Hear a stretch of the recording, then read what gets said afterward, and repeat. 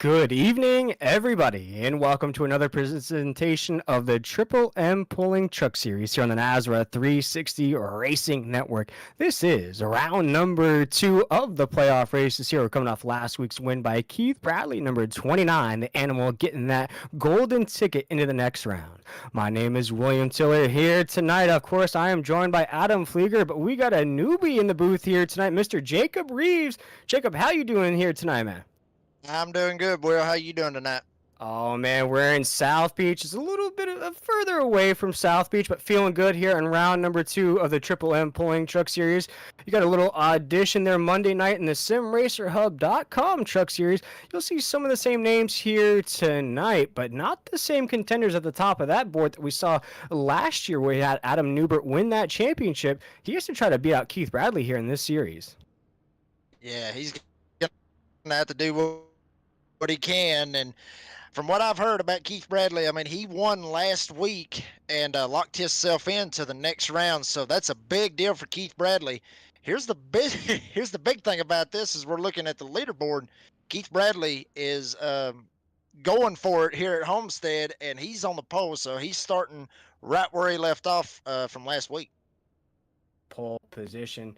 As right now we're taking a look, qualifying has wrapped up, and you just hit the nail on the head there, Jacob. Keith Bradley will start in that pole position. Looking at second, we have Joey Doucette in that 16 machine. Third's Ashley Dawson in that 88. Fourth's going to be the 82 of Adam Newton. Fifth is going to be Justin Lumpkin in that 18. Sixth position is going to be the 48 of Robbie Richards. Seventh is going to be the 53 of CJ Fonda. Eighth is going to be 23 of Stephen Thomas. Ninth is going to be the 3 of Chris Cinnamon, and rounding out our top 10 is the 99 of Devin Painter. Yep, and then coming or starting 11th, you're going to have Ed Osborne in the 42 truck. James D. Morris going to be on the outside of him, starting in 12th. You got Dane Hagan in 13th.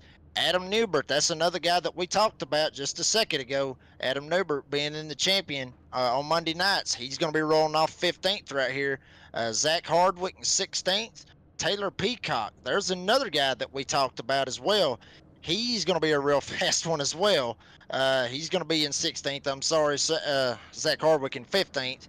And then, as you see on your screen, here's the list of the rest of the guys that's in the top 20.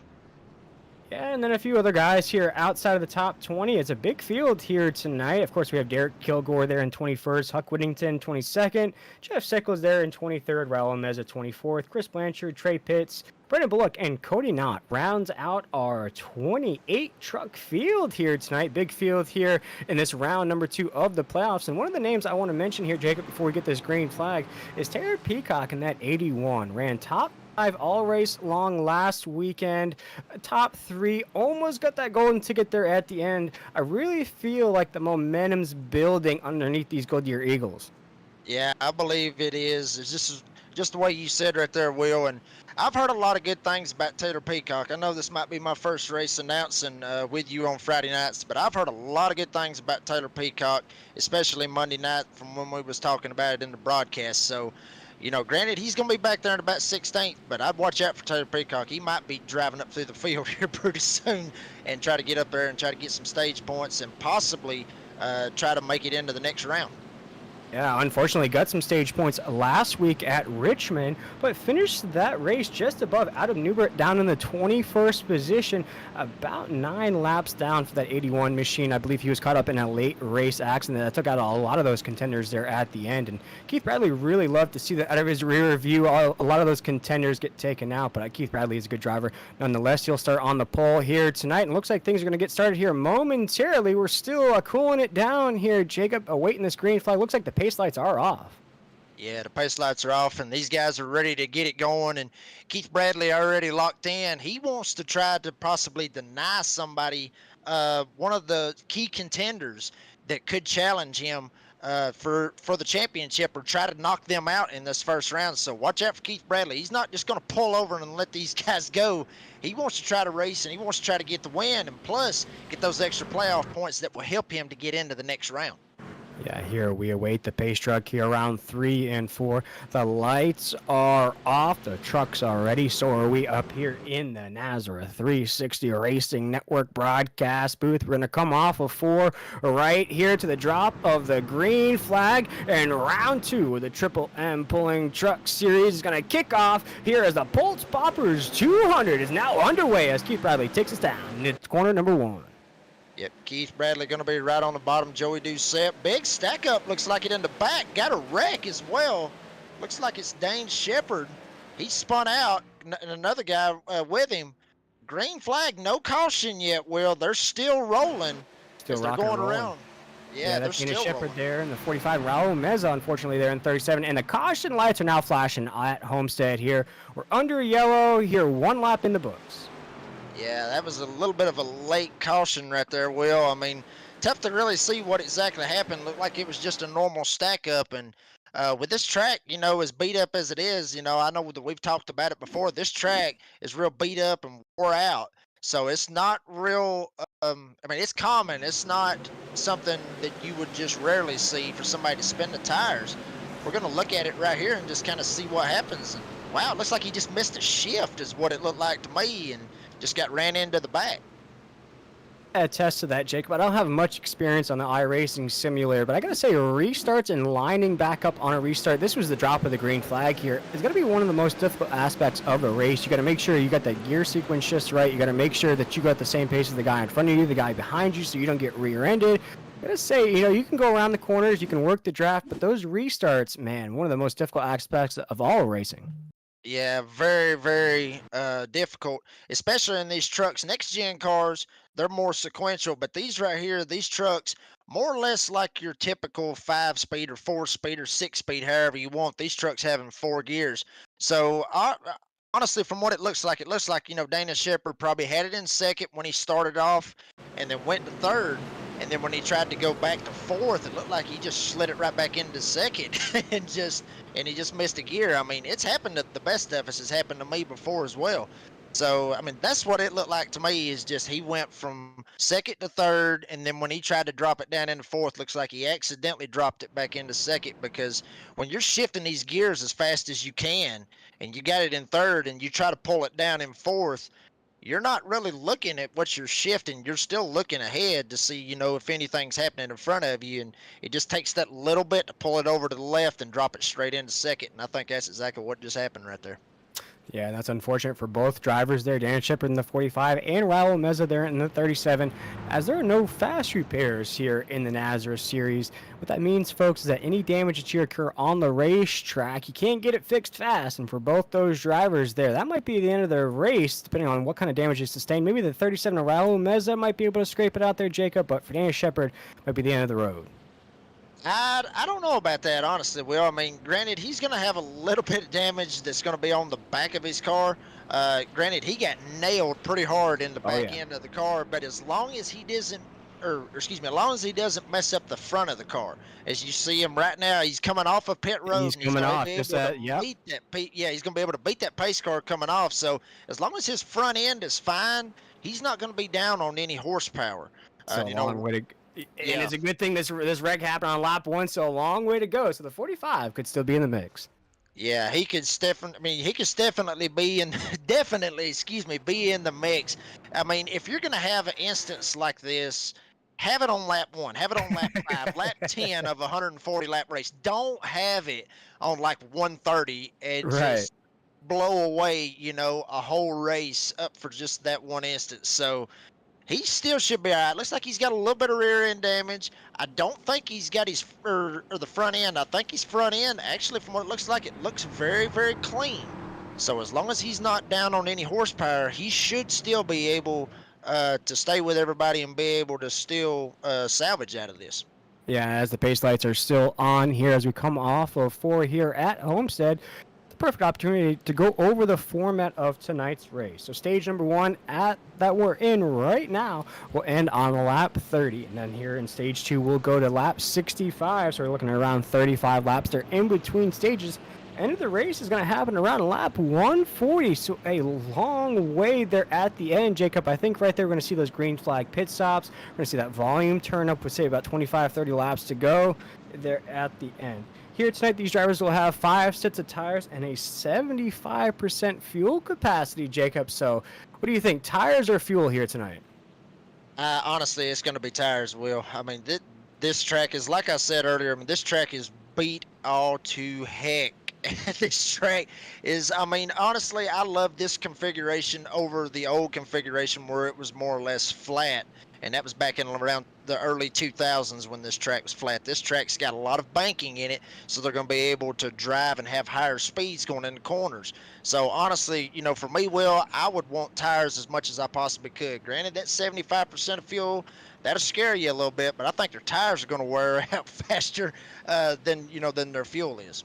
Yeah, we'll see that probably there at the end of those stages, Jacob. I feel like that's when we'll start to see those signs of that tire wear. So keep an eye out probably around the 25 lap range here in stage number 1 if we don't have another caution here. But the pace truck pulls off right now. See if we can get this rocking and rolling. See if we can get one clean lap in the books. It's going to be Keith Bradley there on the outside. Joey just said on the inside. The green flag is in the air as the animal takes us down to corner number 1.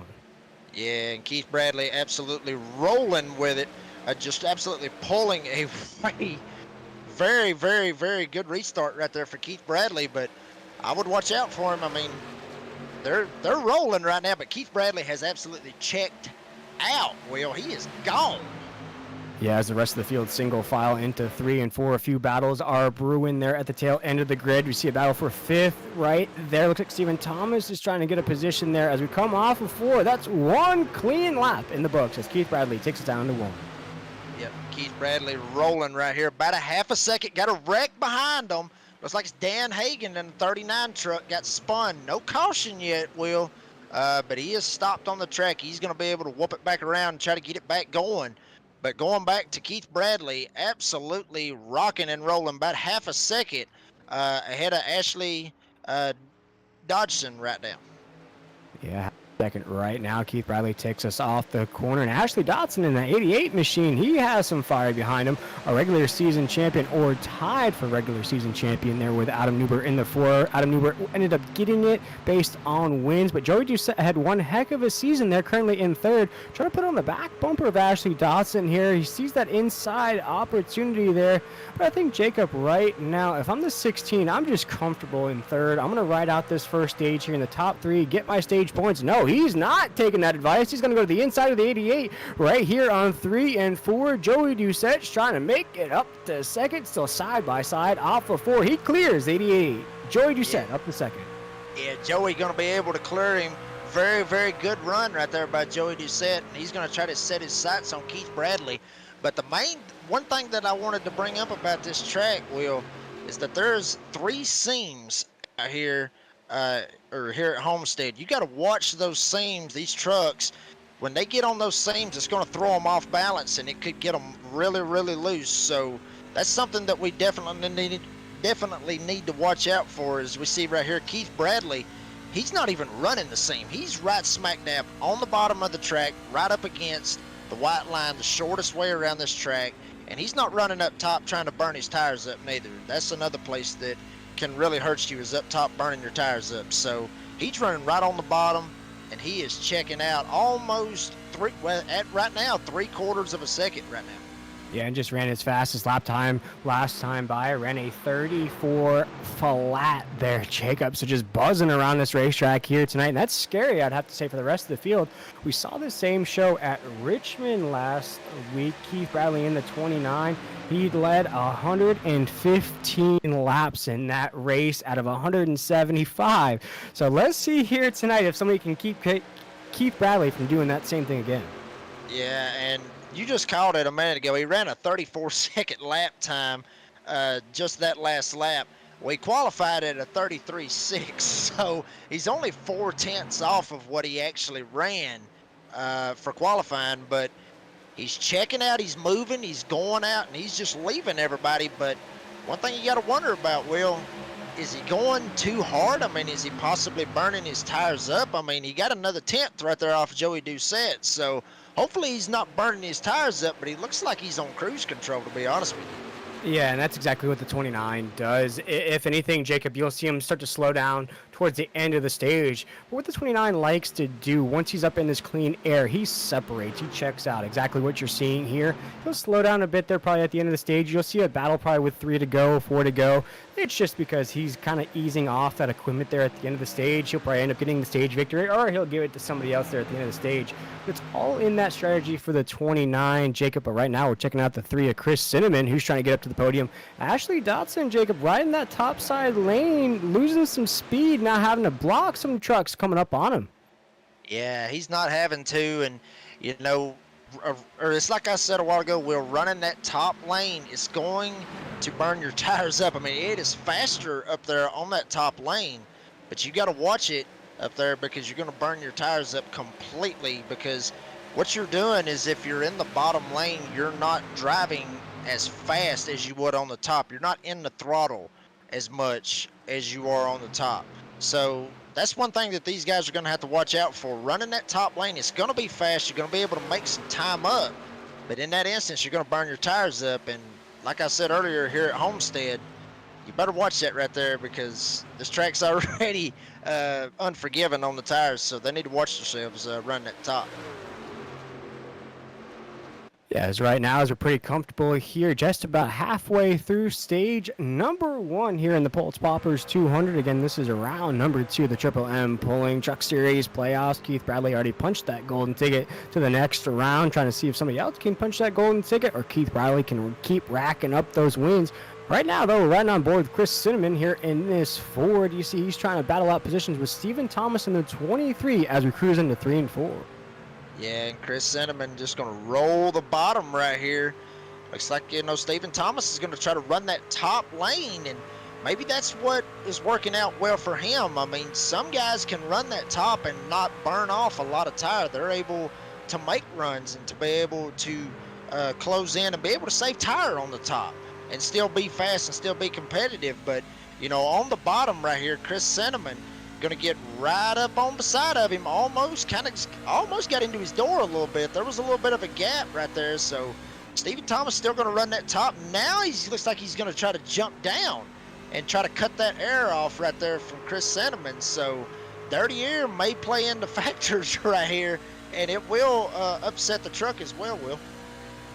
Yeah, and for Stephen Thomas, finished 3rd last week. I know he wanted to win that race. It was actually a race that he sponsored there, the 23 machine. We appreciate that sponsorship of that race. 23 finishes 3rd in that race. We talked to him in that post-race interview, as we do all the podium finishers. You can almost hear a little bit of a disappointment in the podium finish, because he knows he can do better. He probably could scrape out a 2nd, getting by Chris Cinnamon in the 3. Here tonight, though, Jacob back inside the top 5, trying to cruise to another podium. That's that consistency we love to see in these playoffs. Yeah, I mean, this right here with the playoffs, this is when you want to be as most consistent as you possibly can. I mean, it doesn't matter what you've done throughout the regular season. You can't look back at something that you did in the regular season. It's 10 straight weeks right here of all you have. Consistency, consistency, consistency. This is exactly what they need to do. Stephen Thomas is able to do that. Granted, he might have been a little bit upset last week that he sponsored the race, but, you know, obviously he sponsored the race. He wanted to win it, but third place finish, that is going to, I mean, third place finish last week, right here running the top 5, just getting ready, just to calculate, just put all them stage points, put them in a bag, take them on the next week, just make it easier on yourself. You don't have to win a race to win the championship. You just got to be consistent. And that's exactly what Keith Bradley's doing there in the 29 machine, still with a lead on the racetrack, though. Down to about a 2nd over Joey Doucette, but with 11 laps to go here in the stage. That might be enough for that stage. But this is what I was talking about here, Jacob, here in this later part of this stage. Now you're starting to see that interval come down just a little bit. You know, every time the 29's getting slower and slower. I think right now he's starting to ease off the equipment. Probably still hoping for that stage victory. If he doesn't get it, I don't think he'll be incredibly disappointed. He's racing for checkers. Yeah, he's absolutely racing for checkers. He's got nothing basically to race for. I mean, all for the wins, but if he does win, that's more playoff points. That's more stage points. I mean, granted, he doesn't need the stage points. He's going to the next round, For but the another 2 playoff weeks. points, yeah, I mean, but the playoff points, they will help. They carry over. They carry over to that next round. So all the playoff points that he can get, that's exactly what he's needing. Now, granted, Joey Doucette got it down to 9/10 of a second, so you got a 10th on Keith Bradley right there. So going back to what you was talking about, he gets that run right there at the start and then starts easing off. So I don't know. Joey's going to have to put the hammer down right here. He's going to have to try to catch him. But if he can get him within a 10th of a lap, he'll be right on his back bumper by the green checker. Yeah, watching that battle, we also have a battle for a podium finish here in the stage. You see Stephen Thomas there in the 23, Chris Cinnamon right there battling out for top 5s. And they're right on the tail of Justin Lumpkin there in the 18. This is not what Justin Lumpkin wants to see. I know none of us rear view race here, but if he just looks back, he'll see 2 hungry dogs right behind him here down the backstretch. Justin Lumpkin just trying to hold on to this podium finish here in the stage. Yeah, and just try to get as many stage points as he can to try to make it into the next round. Just trying to help his case any way he can. Lumpkin going to run it right there about the middle of the track. Looks like Stephen Thomas tried to get a little bit of a run. We've seen him already. He was trying to run the top earlier. So he's going to, so I wouldn't be surprised if Stephen Thomas tried to go to the top. Looks like he's going to go to the bottom, really low down to the bottom. They try to get a draft right here off of Justin Lumpkin. Try to get him on the backstretch, but they better watch themselves. I mean, Chris Cinnamon back there, you better watch him. He may try to make a run at him right here. Here he comes. Ooh, boy, sent it right there, Will. Yeah, that was a big send from the 3 right there on the entry of the corner, trying to ride that momentum on the exit. He is on the back fender of the 18. Will he have enough here into 1? Looks like he has that momentum as we ride down into corner number 1. Chris Simmons going to ride that thing. A big run into the corner, Jacob. They're side by side off of 2. Yeah, and hopefully he can get him cleared right here, and he looks like he's going to get him cleared. Oh, man. And he is going to slide it real tight right there. Justin Lumpkin going to try to slide it back down, try to dive it in right here, see if he can make it stick, but he's not going to be able to make it stick. Kind of got a little bit loose right there, Will. Big slide. Yeah, Chris Cinnamon going to be able to roll it around the top, and they better watch out. Stephen Thomas might take a shot at him right here. Boy, Jacob, that was a slow motion slide for the 18. I don't know how he kept his cool in that cockpit. I saw that 18 sliding and sliding and sliding. He just rode that wave on the exit of the corner, kept that thing straight. Killed the momentum, though, as now the 23 of Stephen Thomas is going to make a pass on him here on 3 and 4. Here comes Robert Richards in the 48, though. He wants to take it to the party as we come raging off corner number 4. Yeah, and Robert Richards is going to just sit there. He's been watching all these guys just race it out. Wow, big slide right there. Wow, by Stephen Thomas, going to jump up in front of Justin Lumpkin. Robert Richards going to try to see if he can get in the middle of this and let them know, hey, I'm here. I'm going for it. I'm going to get me some stage points as well. So a lot of great battling right here. And this is just for 5th. I mean, these guys are doing absolutely all they can, just trying to get every little stage point that they can right now. And I think we've seen this from the drop of the green flag. These drivers have tried over and over again to advance for position here only in stage number 1. We have big movers already. Chris Cinnamon up 6 spots. Stephen Thomas up 4 spots. Adam Newbert up 4 spots. Kyle Hess down in the 13th position. He's up 6 spots. So drivers already making big moves, already making passes on the racetrack early on. Here goes the 48 of Robbie Richards. He's going to go to the inside of the 18 of Justin Lumpkin. Looks like he'll have the momentum. The 18, though, now loses some spots on the racetrack. That's 2 spots in 3 laps for the 18. Yeah, and he possibly might have burnt his tires up, to be honest with you, Will. I mean, his last lap right here, I'm looking at it. He ran 35.571. These guys qualified at a 33. Granted, Keith Bradley was running 34s a minute ago. So talking about the tire wear that we was talking about before this race started, Will, this track will kill your tires. So it looks like Justin Lumpkin, he's just praying to get to the end of the stage at this point, because I think he might have burned his tires up too much. Yeah, with here 3 laps to go here in stage number 1. If you're watching that ticker on your screen here on the Nazareth 360 Racing Network, those drivers you see monikered in that yellow or gold, whichever floats your fancy, those are championship drivers. You see, of course, you'll see the 29 of Keith Bradley. He has that green color to his name, Jacob, because he is locked into the next round. But as you see your favorite drivers on the top, just know if they're in yellow, they're still in the hunt for that championship.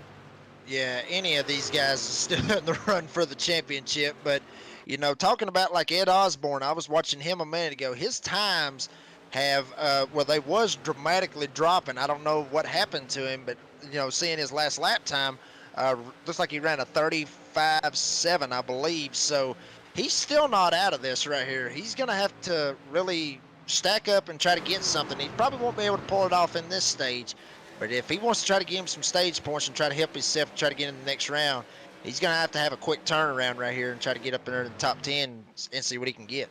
Yeah, very muddled back there as now we're cruising through some lap traffic. But one driver who is not muddled at all, he is in that clean air, enjoying the best life up here in the penthouse position. The 29 of Keith Bradley here with just about 2 laps to go.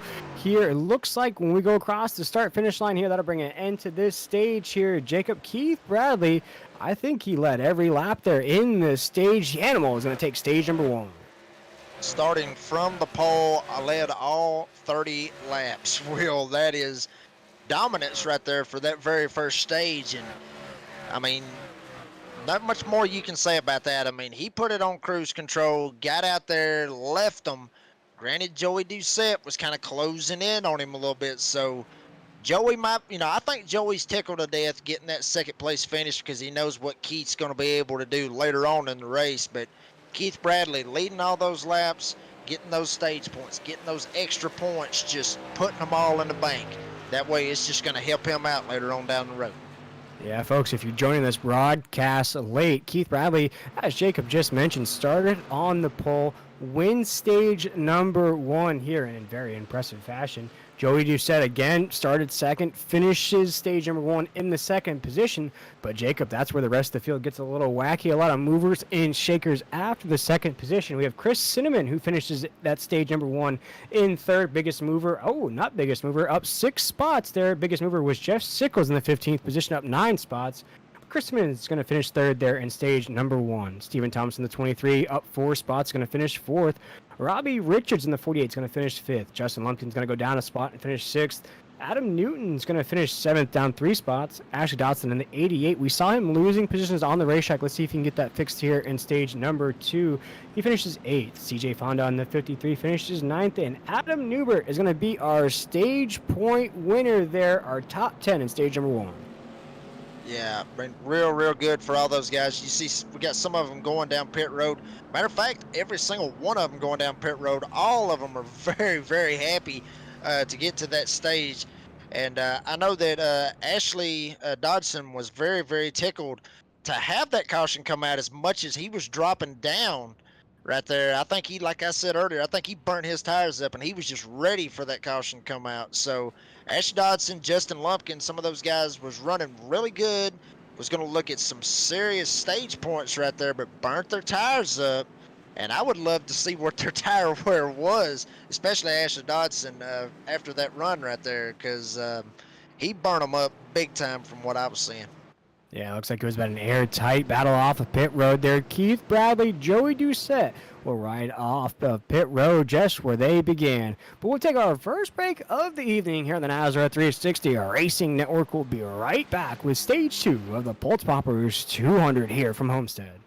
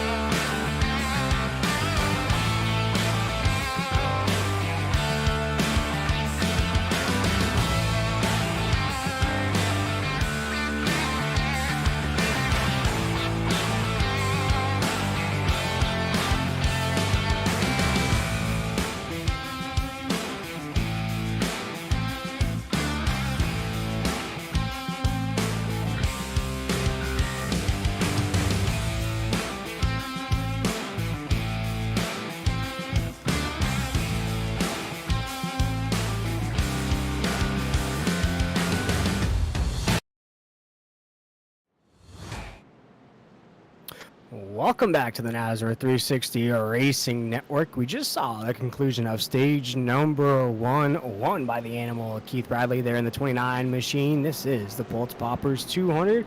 Again, my name is William Tiller. I am joined by my new co-host here on Friday nights, Mr. Jacob Reeves. And Jacob, what are you going to say about Keith Bradley there? He led every single lap there in stage number 1.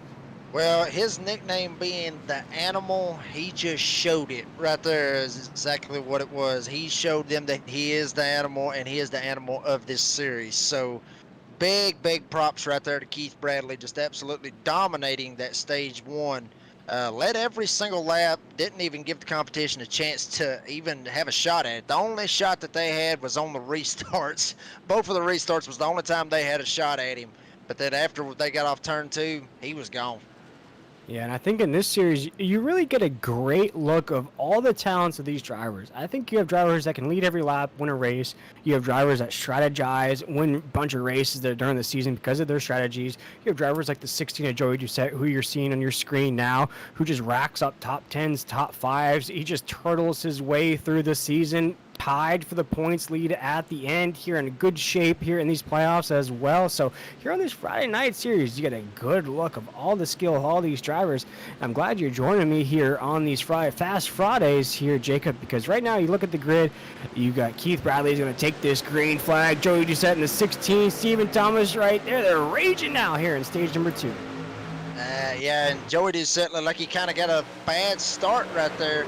Keith Bradley, once again, same old song, same old dance right here. Keith Bradley going to start checking out again. Just different stage, different laps is all it is right here for Keith Bradley, just running away with it. Big wad of cars, everybody else coming, trying to just catch up to the top 5 right here, Will. Yeah, as we come off of corner number 4 right now, the field is fanned out as the first lap here in stage number 2 is in the books. So single file down into corner number 1. Looks like we have a battle brewing. Looks like for about the 10th position there on the racetrack, just above Justin Monk, and that's going to be about for the 8th position. That's Adam Newbert trying to make his way up there in that Ford machine. Yeah, Adam Newbert, as we talked about earlier, Adam Newbert was a champion in the Monday Night Series. Really showing them how to do it right here. Just barely got that stage point to be able to get something out of that first stage. And you know, I might be biased for saying this, but hey, that's a Georgia boy right there. I'm from Georgia. I'm all for the Georgia boys out here showing them how to do it. Yeah, and like you mentioned here tonight, Adam Newbert is coming off that SimRacerHub.com Truck Series Championship. Just ran the clashes and the qualifiers for that series, kicking off the regular season here in about a week or so. Jacob, for the Ford machine, how focused do you think he is coming off that championship to now have to shift focus here? We'll pause on that thought here as now we have a battle for the lead as Stephen Thomas going to go to the inside of the 29 of Keith Bradley here. What a battle we have now raging here in stage 2. We saw Keith Bradley dominate stage number 1. Now he's under pressure here in stage 2. Yeah, this is very new for Keith Bradley. Stephen Thomas put pressure on Keith Bradley. The first person that's been able to put any pressure on Keith Bradley all race long. And Stephen Thomas is the one to do it right here. Going to be right up on his back bumper, try to get this run. Wow, Keith Bradley sending it into turn 3. Stephen Thomas probably lifted a little bit to try to get that extra speed coming off the corner. But Keith Bradley, for the first time in this race, Will, is having a look in his rearview mirror. He's actually got a challenger, and his name is Stephen Thomas. Yeah, and I think there in stage number 1, we saw Keith Bradley take the green flag, check out in that clean air, didn't really feel anything, didn't feel any pressure. Just based off the gap that he was able to build up early on in this race. Now having to go through pit stops, you take those tires that you were building up pretty sticky on the racetrack, probably with a little bit of wear on them. But now the 29 doesn't know what to do as Stephen Thomas to the inside of him here on 3 and 4. Joey Doucette's trying to link up with him and follow by, but no, a little bit of a wiggle off of 4 for the 23 as now he follows back behind the 29 and keep Bradley into 1. Yeah, he sent it right there into turn 3 to try to pack some dirty air right there on Keith Bradley. You know, nothing dirty about it. You know, it's just dirty air. You know, just try to pack air on him and try to get that truck loose to probably try to just get him a little bit loose, slide him up a track. That way Stephen Thomas is able to make the pass. There's a lot of drivers that usually do that, and it's not a clean move. It's not necessarily a dirty move. It's just a racing move. You know, drivers will do that to try to make a pass. So it's better to actually pack air up somebody's tailgate rather than obviously hit them in the back end, try to spit them out. So you try to use any way that you can, but I'm gonna tell you right now, Stephen Thomas, he might have put too much pressure on his tires. Watch out, Joey Doucette. He's gonna try to make a run going into 3, Will. And we have about 4 trucks that have now separated from the rest of the field. Christensen's on the tail end of this pack here, but he is with them right now. As just as you mentioned, the 16 of Joey Doucette's now trying to put some pressure on the 23 of Stephen Thomas. This is exactly what the 29 of Keith Bradley wants to see in his rear view here in stage number 2. This is what allowed him to get such a big gap there in stage number 1. Watch out, Jacob. I think the 29 knows exactly what he's doing there in the penthouse. Yeah, I believe he does, and it didn't help too much that, you know, Joey Doucette done the same exact thing that Stephen Thomas was trying to do to Keith Bradley. Got him loose coming off of 4, packing that air, but here comes Joey Doucette right on the bottom of the track, sent it in on Stephen Thomas. We're going to see if he can make it stick right here and not come up into him. Door to door, side by side, real tight as they're getting ready to go into turn 1, but Keith Bradley is loving this right here, just looking in the rearview mirror. Both of these guys racing each other's hearts out. And this is just going to give Keith Bradley the opportunity to just drive away. Yeah, and just as you mentioned that, Jacob, when we crossed the line, the gap was 30 seconds. We went into 1 and 2, was up to 40 seconds. Now climbing back up to 40 seconds. So every lap that these two battle it out is every lap that Keith Bradley can stack up that lead. But here we go, 45 laps in the books. Now Keith Bradley takes us into 1. That battle for a second still raging on, though, Jacob. Yeah, Stephen Thomas is just doing all he can. These guys are, I'm loving this right here, watching this, Will. I mean, Stephen Thomas is throwing everything he can at Joey Doucette. Joey Doucette threw everything he could at Stephen Thomas, just swapping moves the best that they possibly can. This is something that you would possibly see at a super speedway, just all the moves they were throwing. But now Stephen Thomas probably burn his tires up trying to get up there to Keith Bradley. He's going to start sliding back. Chris Sandeman that finished 3rd in the last stage, he's going to try to get up here and capitalize off of Stephen Thomas. Joey Doucette just trying to reel in Keith Bradley. I mean, and there's battling all over the racetrack, Will, but this is probably the best battle right here that I'm seeing as of right now. Yeah, and one driver, too, to spotlight all those battles you were talking about there, Jacob, is Chris Blanchard. The 9 machine is now cracked inside the top 10. He is our biggest mover so far, up 16 spots from the drop of the green flag. Mind you, we've had but 1 caution flag here tonight. That was on lap 1, so Chris has done it the hard way so far. Yeah, the absolute hard way, just driving the heck out of that truck and possibly getting a little bit lucky. I mean, granted, what he had built was probably not for qualifying. I mean, granted, some of these drivers, especially like me, I'm not the best at qualifying, but when it comes to race, I'm able to race. Some of these guys might have that mindset to where they've only got one way that they can run this track. That it might just be the way that they can do it, and they can't just completely send it in there and just drive the heck out of the car. Maybe that's in his mindset, but from what it's looking like, I believe that's what it is he either screwed up in qualifying or he's just got his one way that he can drive this track. Well, it's working out for him right now. He don't need to change anything. He's went, like you said, from 25th all the way up to 9th trying to battle right here with Adam Newbert. Yeah, and you talk about battles on the racetrack. This is one heck of a battle here. This is for 8th, as now Chris Blanchard's going to go to the inside of the 4. Adam Newbert, these two drivers right now comfortable inside the top 10, but you can see the pressure the 9's putting on the 4 right there. The 9 might have something underneath that hood here tonight as we cross the start-finish line. Now back down to 1. Yeah, going into 1 right here. Blanchard's going to send it again, running right here in the middle right here with Adam Newbert. We talked about Adam Newbert a while ago. What was his mindset going into this race? You know, coming off that championship, completely different series. You know, he just got through with the Clash, getting ready to run Daytona for the qualifiers, for the duels. What's his mindset? Well, if it were me and it was my mindset, I would be jacked up 9 ways to Sunday, knowing that, hey, I'm already a champion in basically the same vehicles that I have won the championship in. So I honestly, Will, I think he's got a target on his back right now because of what he has done previously on Monday nights. So he's probably got a target on his back, but it just makes him hungrier. It just makes him have more confidence. So, I mean, I think his mindset's going to be just fine for Adam Newbert. So I don't think you'll have to worry about him. Yeah, not at all right now. Comfortable inside that top 10. I'm sure we'll see the 4 put on that magic like he always does here in the late stages of the race. But we're cruising towards the conclusion of stage number 2 already here. Jacob, only 1 caution flag on the race, and that happened in lap number 1. Ever since then, these drivers getting comfortable here. Been a lot of battles for position on the racetrack, as we're going to tune into one right now here off of 2.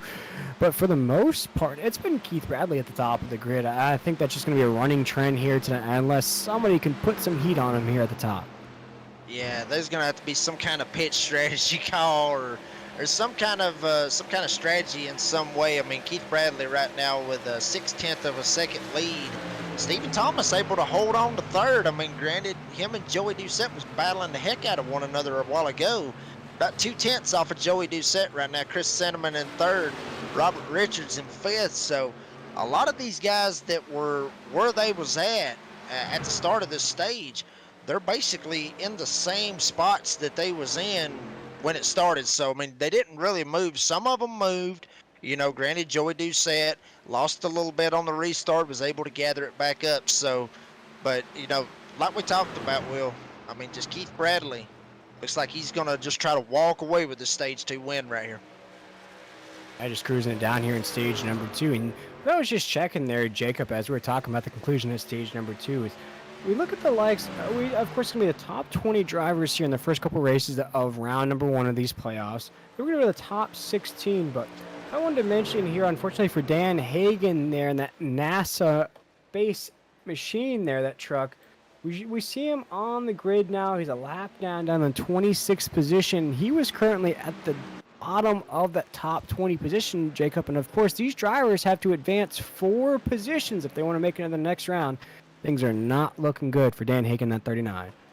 Yeah, but, I mean, it's a long race, Will. I mean, anything is possible here on iRacing, and you know this as well as I do. I mean, it's like I said, anything is possible. So, right now, he's a lap down, so hopefully, you know, nobody else goes a lap down. Hopefully, Keith Bradley doesn't put anybody in that situation, and Dan Hagen will be able to get back on the lead lap. But Dan Hagen was one of those guys, I believe, if I'm correct me if I'm wrong, Will, he was the one that missed the shift at the start of the race and put himself in that situation that he's in. But like I said, it's like we talked earlier, it's a long race. Anything can happen. So right now he's just hoping nobody else goes a lap down, and he's going to be able to get the lucky dog right here and get back on the lead lap and see if he can salvage what he can. I think Dan Hagen was the truck that had the solo spin, if you will. He got spun by himself. I don't think anybody was around him there. As you see, Devin Painter's going to get a little loose off the corner. On the flip side of that, you look at the likes of CJ Fonda, who's up to 12th inside the top 15. He needs to rack up some finishes as well if he wants to advance to that next round of the playoffs. Currently, CJ is sitting in the 19th position in those points standings. Of course, fans, you have to get to the top 16 if you want to advance to the next round. CJ, though, is in a nice, comfortable position here about halfway through this race. Yeah, very, very comfortable position. Just rolling with it. Just basically all these guys are just rolling with it, honestly, Will. But, you know, he wants to get him some extra. Wow, got a slide right there in front of him as well. That's Devin Painter. Looks like it's going to help out CJ Fondal as well right here. So try to help him out a little bit. But that was a big slide right there by Devin Painter. Almost lost it right there off turn 4.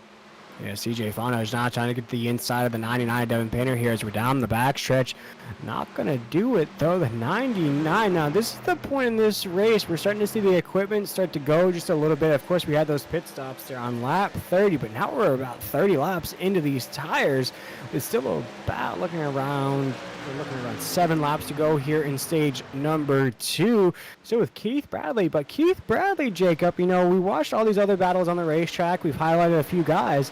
In that meantime, Joey Doucette's cut that to about a half a second lead here. A much smaller gap than it was in stage number 1. Yeah, I've been sitting here watching that, Will. He is actually really starting to close in on him, and with 7 laps left in this stage right here, Keith Bradley, he may be in a little bit of trouble right here. Now Joey Doucette and Keith Bradley just about the same right there, still at about a half a second. So Keith Bradley, I'm sure he's watching his lap timer. I'm sure he's watching his relative, seeing that Joey Doucette's closing in. If not closing in, he is staying right there with him. So, I mean, it's close. I mean, it's not as close as it was earlier with Stephen Thomas and Joey Doucette right up on his tailgate, but Keith Bradley better watch himself. As you see them right there, all 3 of them, matter of fact, Keith Bradley, Joey Doucette, and Stephen Thomas, all 3 of those drivers right there on your screen completely left everybody. They've left Chris Simeon, they've left Adam Newton, Robert Richards. These 3 trucks right here, it's going to come down to these 3 trucks right here, honestly. Barring anything crazy, these right here, this is going to be your race to the finish with these 3 guys. Yeah, and the 29 there looked a little wacky coming off of 4. We're going to see how he looks now as we go to the apex at 3 and 4. Something about 4. That's a lot of speed last time by. See if it's the same thing here down the front stretch. It looks like he might save it just a little bit there around 3 and 4. That's where I'm seeing the 29 just to lose a little speed on the exit of 4. But he builds all that speed back up through 1 and 2 and the backstretch shakeup. So watch here as we come off of 2. Going to go down the backstretch here, still with a gap of about a half a second over the 16 and the 23. Goes into 3 and 4 right now. And I think this is going to be the corners that he saves the equipment, because right off of 4, starting to see it just wind down just a little bit. It's going to come off of 4, see what that lead stays at. It's actually going to maintain right there. So maybe the 29 is not saving now with 4 laps to go. Yeah, I don't think he is. I mean, turn 4 and turn 2, they would look similar on paper, but they're not. They are absolutely not. Turn 2, you can get real loose off of that corner, and for some reason, right there. Yeah, right there it is. I mean, he just got really loose. Joey Doucette may be able to capitalize on this, but with turn 3 and 4, this is when you're usually tight. Or some trucks, they're usually going to be loose if they're riding on that seam. So I'm telling you right now, Keith Bradley, with that big slide right there, he was able to keep it up under him. Joey Doucette, let's see if he closed the gap. No, it actually maintained, believe it or not, Will. So Keith Bradley might have got him a little bit back right there off of 4, but we'll watch right here and see if he slides a little bit right here.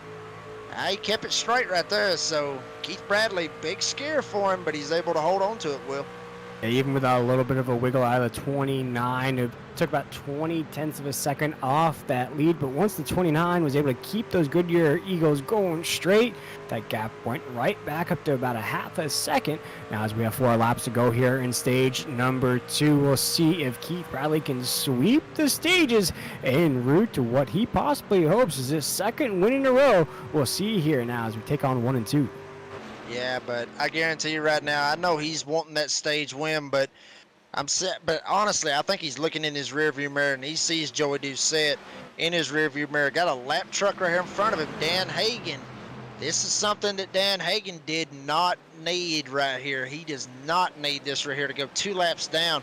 And actually, he's not even the lucky dog right now. It's actually James D. Morris who's going to be the lucky dog beneficiary. So even when this stage break comes out, you know, Dan Hagan's not going to be able to get it, or at least from what it looks like Dan Hagan was able to get it back for some reason. I don't know what happened to James D. Morris, but Dan Hagan going to be back in that lucky dog spot. But wow, Keith Bradley was able to get around him. Now Joey Doucette and Stephen Thomas going to have to battle it out just to try to get by the lap truck. So Keith Bradley, that might have been his lucky dog right there, honestly, to have Dan Hagan right there and be able to hold him up with him. And Keith Bradley takes stage number 2 here in the Pultz Poppers 200. He'll sweep the stages here at Homestead, Miami. The animal definitely came hungry here tonight. We thought after winning the first race here in round number 1, he would all but lay back, but he is not doing that here tonight. He is laying forward up in that house position.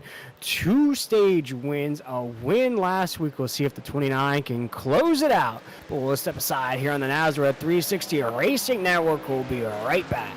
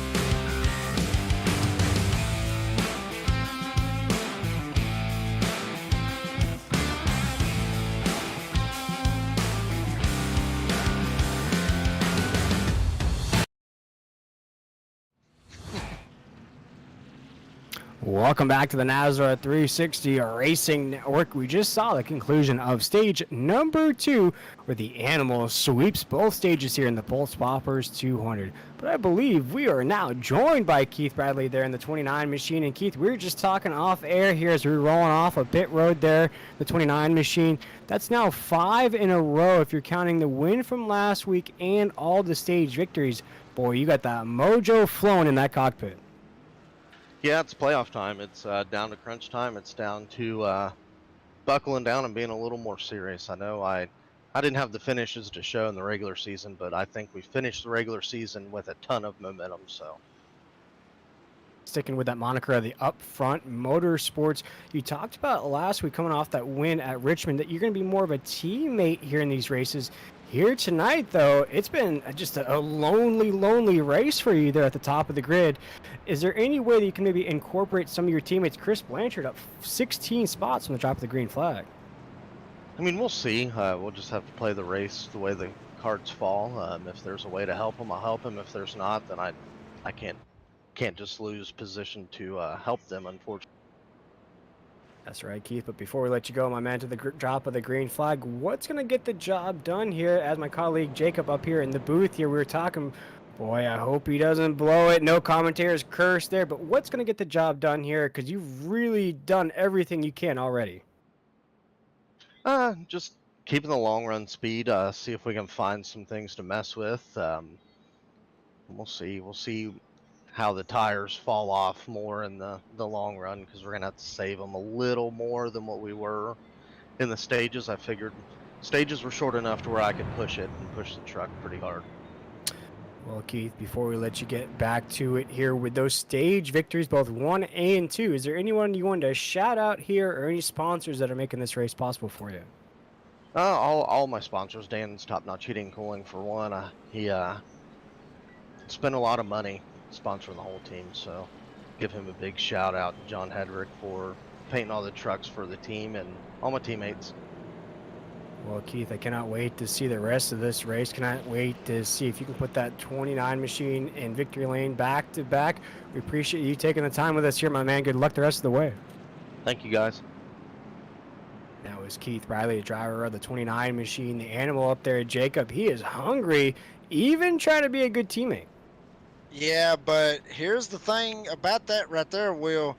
He's not going to be first. He's not going to dictate this restart right here. Joey Doucette beat him off of pit road. That's going to be a big game changer right there. So Joey going to be taking the top lane right here. We're going to see if he's going to be able to get the jump right here on Keith Bradley. So, yeah, he's been an animal for all these for all the restarts, and he's been an animal for the 2 stage wins that he's had so far this playoffs, and also the win last week. But he's gonna have to get around Joey Doucette. This will be the first time that he's actually gonna have to actually try to pass somebody. So we'll see if Keith's gonna be able to do it. Yeah, right now, as the pace lights are off of the pace truck, Keith Bradley, Joey Doucette, Stephen Thomas, Chris Cinnamon are top 4. They're at the grid. They'll take the green flag. Joey Doucette's going to get a little bit of a jump on the outside. He'll take it down into corner number 1 as the Pultz Poppers 200 now is in the late stages. Yeah, Joey Doucette, for his first time being able to lead this right here, is going to be able to knock off the dominance of Keith Bradley, but Keith going to be right up his tailgate. Chris Cinnamon and Stephen Thomas trying to battle it out for third, but wow, Keith Bradley looks like Chris Cinnamon almost tried to make a run at Keith Bradley right there. So wow, this is going to be big right here. Joey Doucette leading a lap. That's extra points for him for this playoff right here, Will. First lap under green in the books right now as Joey Doucette in the 16 is going to take us off of 2 down the backstretch. We're back to single file right now. Keith Bradley said that's okay.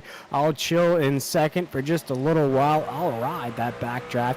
As you see the back bumper of Joey Doucette, that moving forward Chevy in front of the animal, the 29. 29 right now, I'd have to say, Jacob, probably just keeping it cool right on the back bumper here. Doesn't want to press the issue too early. Yeah, and maybe that's why that he didn't actually come out of the pits first. He was nervous about possibly speeding. I mean, granted, he's right there. I mean, granted, he's got that first pit stop. He started first in this race. So, granted, he's just right there at the end, or at the end of pit road. But here at Homestead, that pit road's kind of tricky.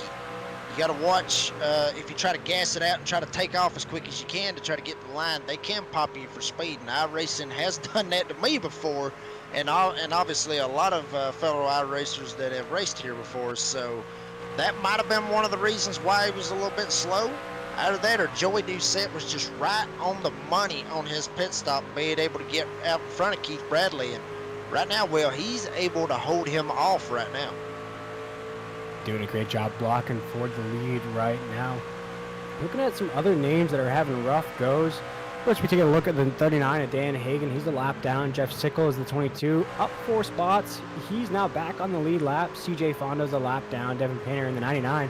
Not sure what happened in the 99 there, Jacob. He was running inside the top 10. Now down a lap down in the 22nd position. I'm not quite sure what happened on those last set of pit stops. Yeah, I'm not real sure about that, Will, either. I mean, he was fine, but here's the thing. Maybe he had some damage. Maybe he had to go in there and he had to fix some damage. I mean, we've seen him get loose a couple of times. But, I mean, that might have been the reason why he had to fix it. As we're sitting here looking, I mean, he looks a little bit, I mean, he looks clean. So I'm not real sure why he went down a lap right there. That's very, very heartbreaking for him. So, I mean, I don't know, but I mean, I don't know what to tell you on that one, Will. I mean, very upsetting. Other names, you know, of course, we're taking a look at Keith Bradley, other leaders at the top of the grid, but some of these names here in that playoff hunt, you look at Devin Painter, we just talked about him. Look at CJ Fonda, now a lap down. He was running in 12th. We talked about the comfortable position he was in there, Jacob. Now all the way down to 12th and a lap down. These are not the type of things you want to have if you want to advance to the next round.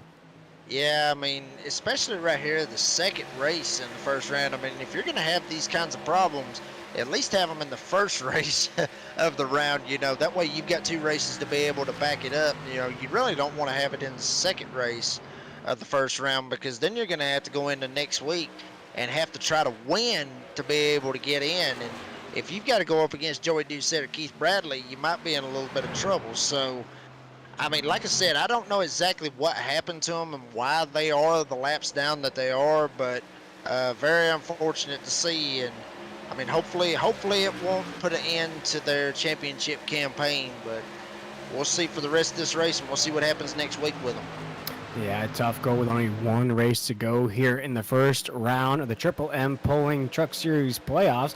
We're going to cut it down to 16 next round there, Jacob. So we're going to cut 4 drivers from those point standings. So it's a very, very tough go if you want to advance into that next round.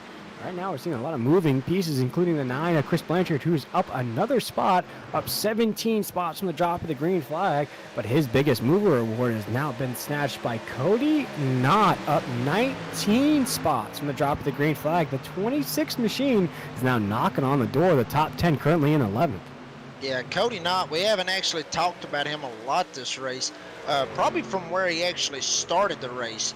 Dead last, 30th place out of 30 trucks that was in this race. So big headlines right there for Cody Knott, starting dead last, as I said, in the field, all the way up to possibly trying to get up here, see if he can get up here and get a hold of Justin Lumpkin and try to get 10th. But I mean, if he finishes 11th at this point, this is a win right here for Cody Knott. I mean, granted, you want to get as many points as you can and be able to get as many stage points trying to carry over or what have you, but starting 30th here at Homestead and driving it up to 11th, that is big for him.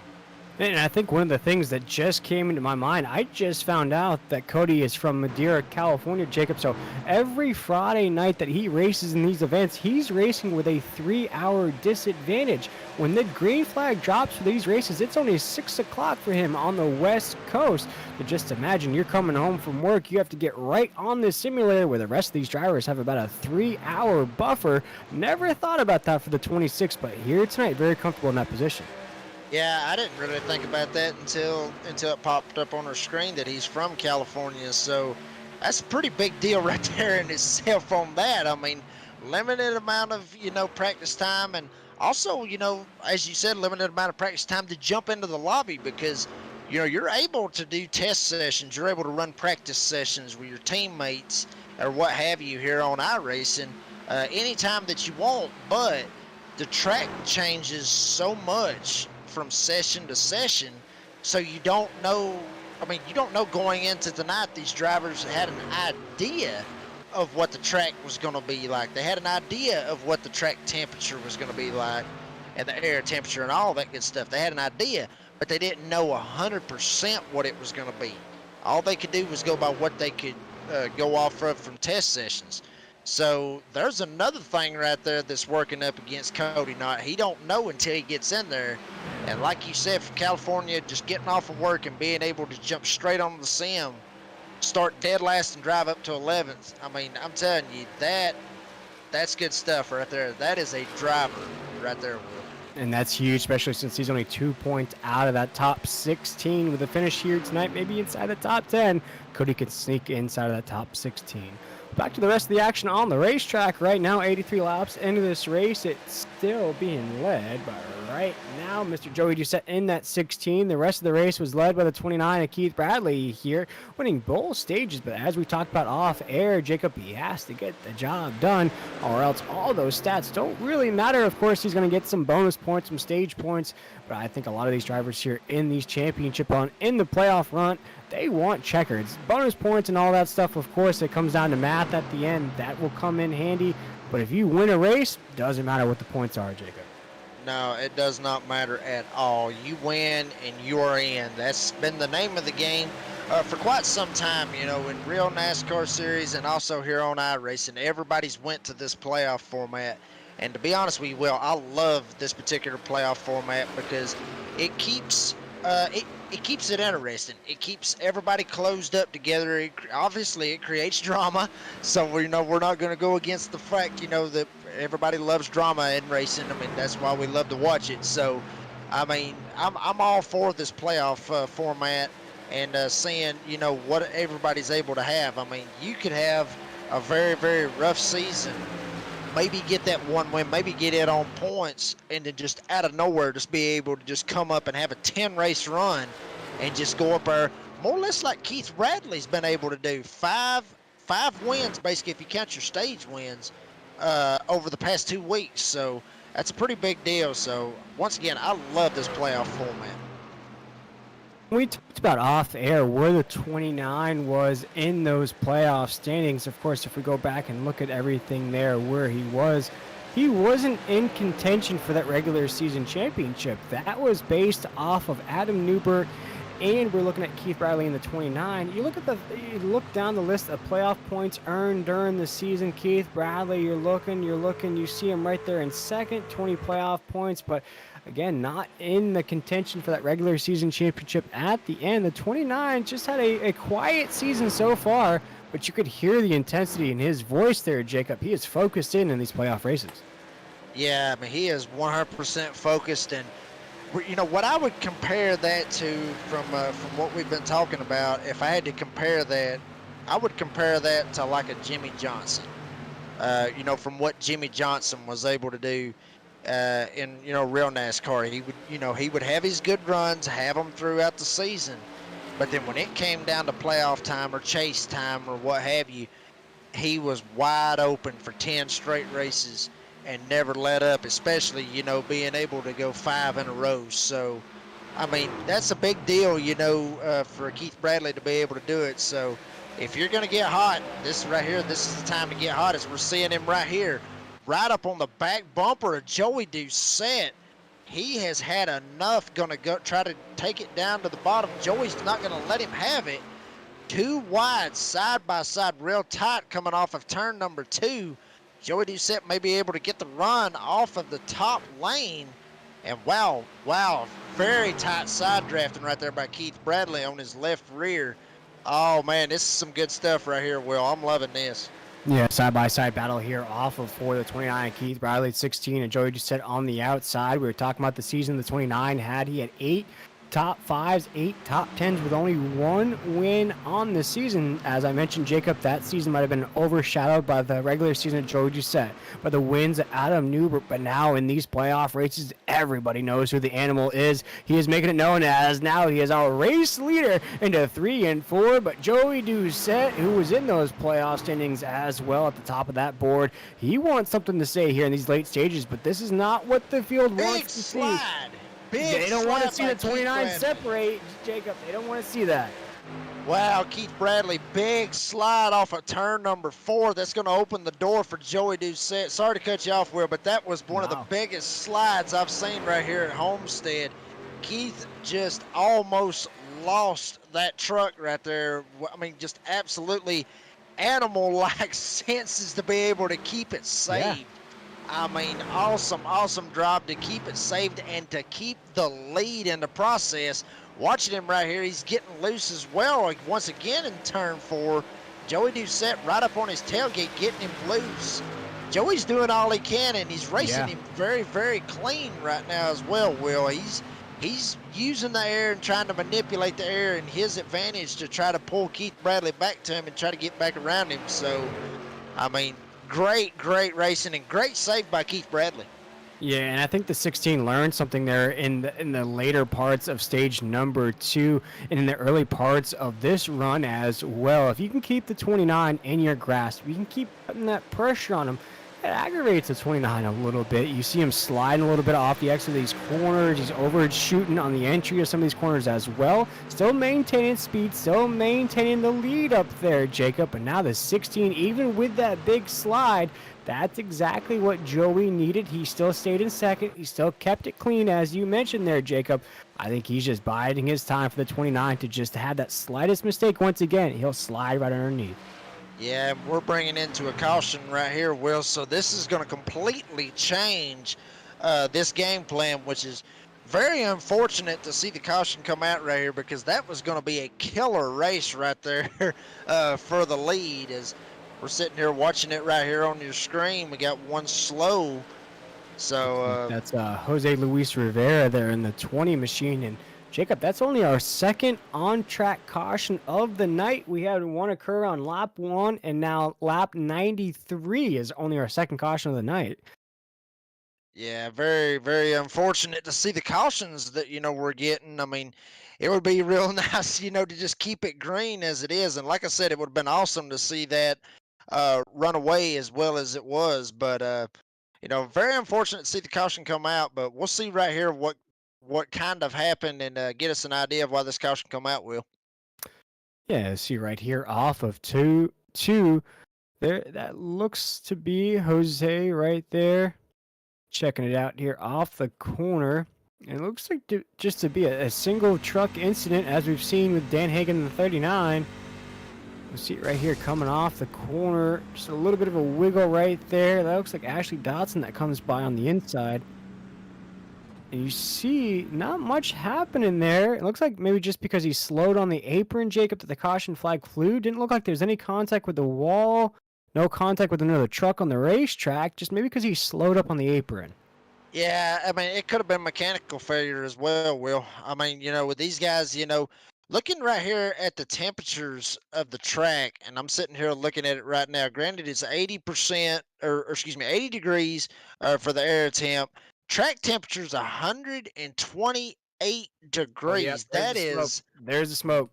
Yeah, burning. So he blew it up. Mechanical failure, hard. I mean, hate to see that right there. For anybody to be able to have that kind of situation be put in front of them. I say for Jose to be able to save that truck off the corner with an engine failure. I gotta say, Jacob, just messing around on this simulator, it's easy to blow an engine if you try to shift gears too fast. The problem with that, Jacob, when that happens and the engine blows, that truck is gonna slide right up from underneath you. Great job of Jose saving that truck, making sure he doesn't take out anybody, getting that 20 machine down pit road. That's going to put us at a little bit of a pause here. Of course, we're going to start to see some drivers head down pit road. I believe a bunch of drivers headed down pit road there as we're checking out that replay. It looks like the entire field headed down pit road. Yeah, whole bunch of them. Every single one of them coming down pit road very, very happy to see it. I'm not real sure if Joey Doucette was happy to see it because he was right up behind of Keith Bradley, gonna try to see if he could try to seal the deal and possibly try to get away from him or try to get around him and then get away from him. But obviously right here, everybody's going. Every driver that we got out here is going. I mean, granted, they've got a tire limit of 5 sets of tires, excuse me, for this race, but as long as they was running right there, like I said earlier, track temperature over 120 degrees, with a wore out track, you're coming. I mean, regardless, if you've got a set of tires after you had that particular run, you're coming and getting tires. It does not matter. You're not worried about track position at this point. Yeah, exactly there, Jacob. And boy, what a race it's been. Of course, we watched the 29 of Keith Bradley now here in the second half of this race. Feel the pressure from Joey Doucette in the 16. But a lot of moving parts, a lot of moving positions inside the top 10 throughout the entire race here, Jacob. I got to say, this race has not been lackadaisical at all. It's not been one of those single file, big line races that everybody kind of falls asleep to. It's been battle after battle, position after position, whether it's for the lead, whether it's for a top 5, top 10, top 15. We've seen battles all over the racetrack. Yeah, we've seen battles all over this track, but one thing I just caught right there when they was coming down to come up to pick up the pace car to get ready to go right here, Christopher Blanchard, he was 7th coming to the line right there. He went down pit road. I'm not exactly sure why he went down pit road, but he's all the way back to 16th position. Give up a lot of track position. Like I said, I'm not sure what happened. I don't know what he's aiming for right here. I mean, granted, he might be trying some kind of crazy strategy that we don't know about. But that was just something that caught my eye right there, was he ducked in and went in. Looks like he just went in just to top off for fuel. So maybe he's trying to make it on possibly one more stop and see if he can make it to the end. As right now we come off of 4. The pace lights are off. The drivers are ready. So are we. It's going to be Keith Bradley, Joey Doucette taking the green flag. It is in the air. It is waving. We're back racing down in the corner number 1 here in the Pultz Poppers 200. Yeah, Keith Bradley leading them to the green flag. And, wow, that is something right there that Joey Doucette did not want. He wanted to be the leader of this race and be able to dictate the start of this race. But with Keith Bradley, how he just shot out of there, this looks just like the start of stage 1 right here, Will. I mean, looks like he may be checking out right here. But as you talked about it earlier, Joey Doucette might have learned something right here off of Keith Bradley. And, that's one thing, that's big with these long races, like for a 140-lap race in the truck series.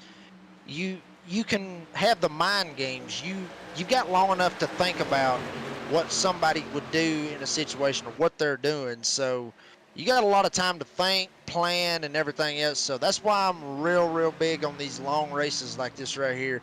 Gives people time to strategize and gives people chances to try to find weaknesses in other drivers. Yeah, we're looking at about 41 laps to go here. Make it 40 now across this line.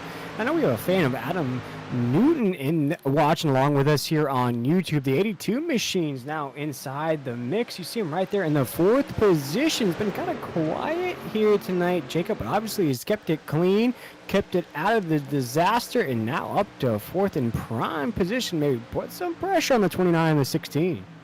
Yeah, and but he's got to get through Stephen Thomas first, and we've seen what Stephen Thomas will do. We've seen that he's been an animal.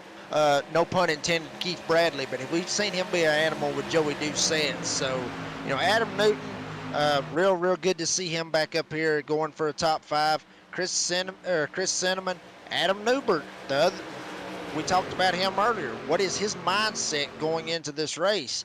So, better watch out for that right there. But there's one guy that we have not talked about. 21 truck, Trey Pitts. He started 28th all the way up to 9th. He's in the top 10. Granted, he's right there with Cody Knott. Both of these guys literally started at the back of the field. And here they are running in the top 10, Will. Yeah, this is exactly, we just talked about it earlier. This is exactly what Cody Knott needs there in the 26. He needs top 10s, maybe even top 5s if he can squeeze it out there. Make sure he locks that 26 into the next round. But these two drivers right here on the racetrack inside the top 10 are biggest movers of the race so far. Trey Pitts up 19 positions. Cody Knott up 20 spots from the drop of the green flag. Those boys have done it the hard way with only 2 on-track cautions here tonight.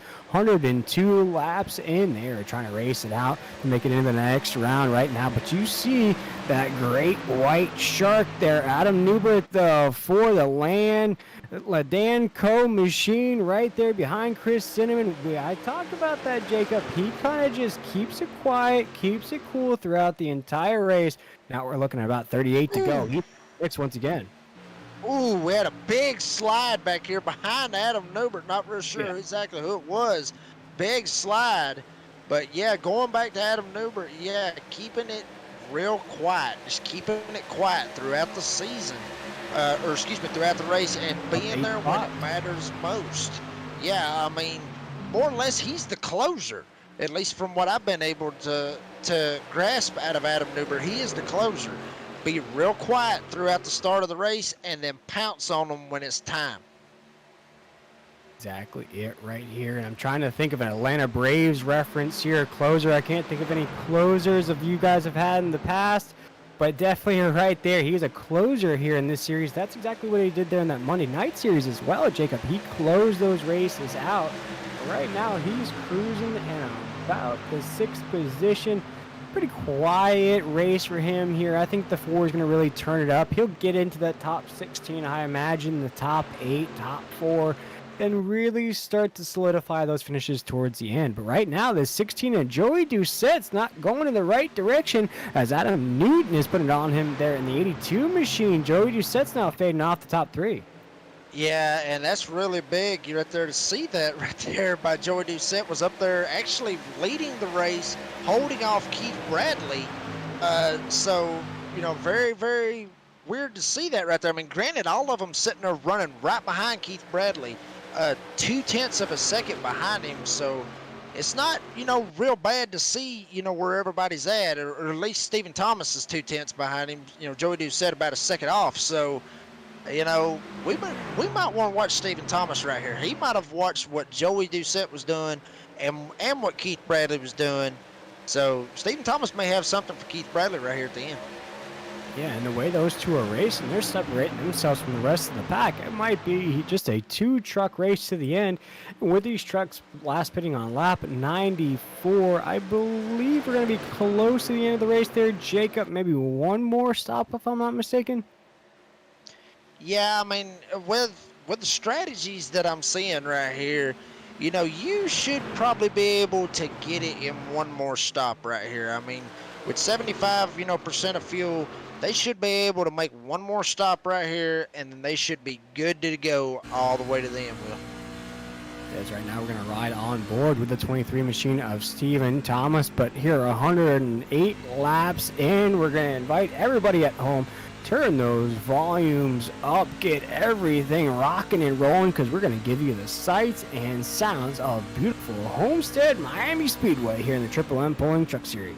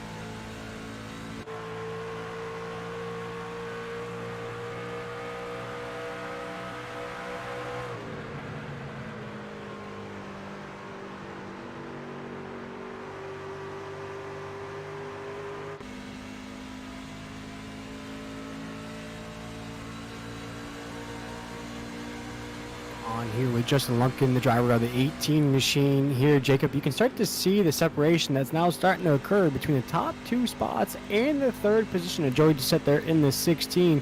And for Justin Lumpkin here in the 18 machine, you'd be in 4th. You get a side-by-side battle with Chris Cinnamon there in the 3 machine for 5th. Is this discouraging seeing these gaps forming, or are you just comfortable right now in 5th?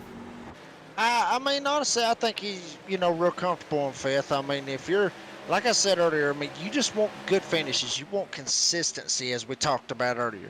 You want as much possible consistency that you can have in these playoffs. So, granted, you might not be able to win the race. You might not be able to possibly get 2nd or 3rd. But if you're able to get 5th, that's points.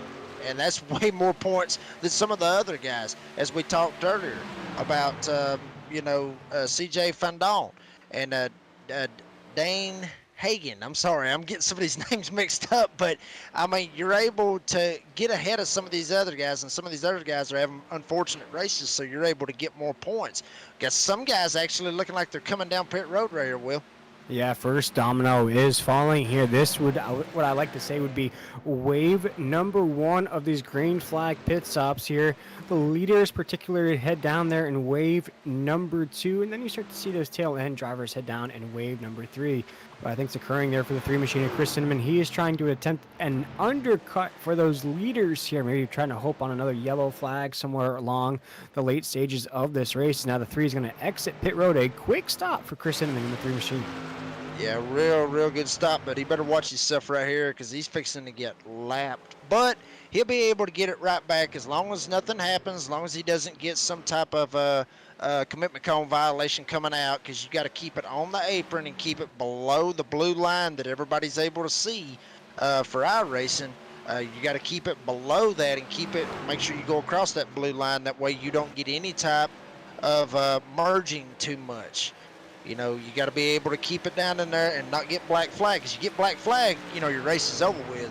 So, and the main thing here's another thing that we was going to talk about with these green flag pit stops that these guys are able to make. They hadn't had to really make any green flag pit stops so far with the stages in this race. So this is going to be their green flag pit stop that they're going to have to make. It's very tough to get on this pit road right here. Very tough. We're watching some of these guys 170 miles an hour being able to drive straight into turn 3, and then you're still rolling at a pretty good pace. Well, you got to be able to slow down enough and be able to get on this pit road. And I think this pit road, is at around 45 miles an hour, Will. So these guys are going to have to get it slowed up big time with a greasy track, might I add. Oh, yeah. For greasy tires. So they're going to have to really get it wound up and not spin it out, not get loose or what have you. So they're going to have to do all they can and not screw this up right here, because this is the money stop right here. Yeah, as now we watch Ed Osborne in the 42 machine. He'll head down pit road. We'll watch how difficult it is right here. And you see him slide on the entry of pit road. But who I did just see sliding just a little while ago was the 29 of Keith Bradley. He is battling out with this 23 machine we're riding on board with now. 23 is Stephen Thomas down pit road. Adam Newton, the 82 machines down pit road. We look at some other names down pit road here. Justin Lumpkin, the 18's down pit road. The 4, Adam Newbert's down pit road. Derek Kilgore is down pit road in the 11.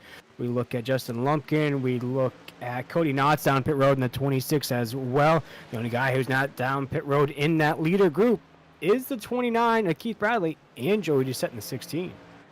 Yeah, and what I think Stephen Thomas, here we go right here. Keith Bradley got to watch his speed right here and not screw this up right here. Joey Doucette looks like that he's going to be coming down as well. Or no, he's going to be staying out. But what I think Stephen Thomas was trying to do right there, he's trying to jump Keith Bradley right here. That's why he went in that extra early lap. He already knew that he was going to be able to run right there with Keith Bradley. At least from that run, he's going to be able to do it. So he's trying to jump him. He's trying to get that extra tire, or basically he's trying to get that extra speed. He's going to have fresher tires for this one run, and he's going to be faster than Keith Bradley by just a little bit. So he's going to try to jump him. So it'll be interesting to see if he's going to be able to jump him right here, Will. Yes, right now Joey Doucette's leading the way. The 16 still out on the racetrack. Dana Shepard's right there in the 45 with him. These drivers have yet to head down pit road. You guys are watching the conclusion of this race. 21 laps to go here in the second race of round number 1 of the Triple M Pulling Truck Series playoffs. Again, my name is William Tiller. I've been joined by, this is your first race here tonight in the Triple M Pulling Truck Series, Mr. Jacob Reeves, and of course Adam Flieger's been giving you the pictures all night long. And what a race it's been with 20 laps to go here. Man, Jacob, this is that time where you can see the anxiousness start to build up, the volume starts to build up as now we see Dana Shepard in the 45 head down pit road here. It's really anybody's race at this point.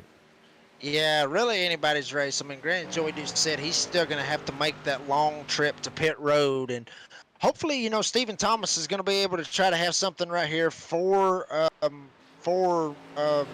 Keith Bradley. But, wow, look at this. You know, Stephen Thomas actually jumped Keith Bradley right here. I don't know if there was something that happened to Keith Bradley or what have you, but looks like he's got a pretty good gap on him. I mean, I'm sitting here watching Stephen Thomas coming off of 2, and Keith Bradley, wow, he's in the middle of 1 and 2. So that one lap that he stayed, or excuse me, that one lap that he went in earlier than Keith Bradley, that may have done it right here for Stephen Thomas.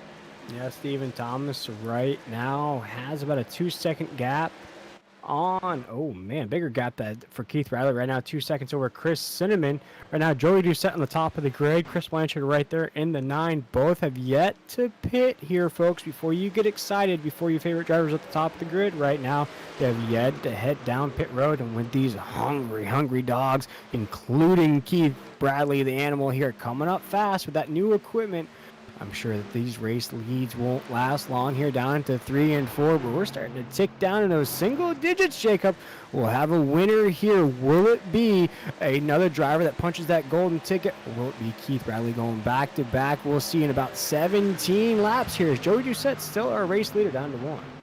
Yeah, and Joey Doucette needs to, I know what he's trying to do. I think he's trying to run this as long as he possibly can right here. I think he's waiting on a caution. Honestly, Joey Doucette said he's waiting on that caution. That way, if there is a caution and he stays out as long as he can pull everybody else down pit road, because he'll have the fresher tires out of everybody. Well, they're not just going to just sit there and stay out there on, 5, 6, 7, 8 lap tires. They're going to go in and they're going to get those fresh tires. Like we said earlier, this track is very, very hot.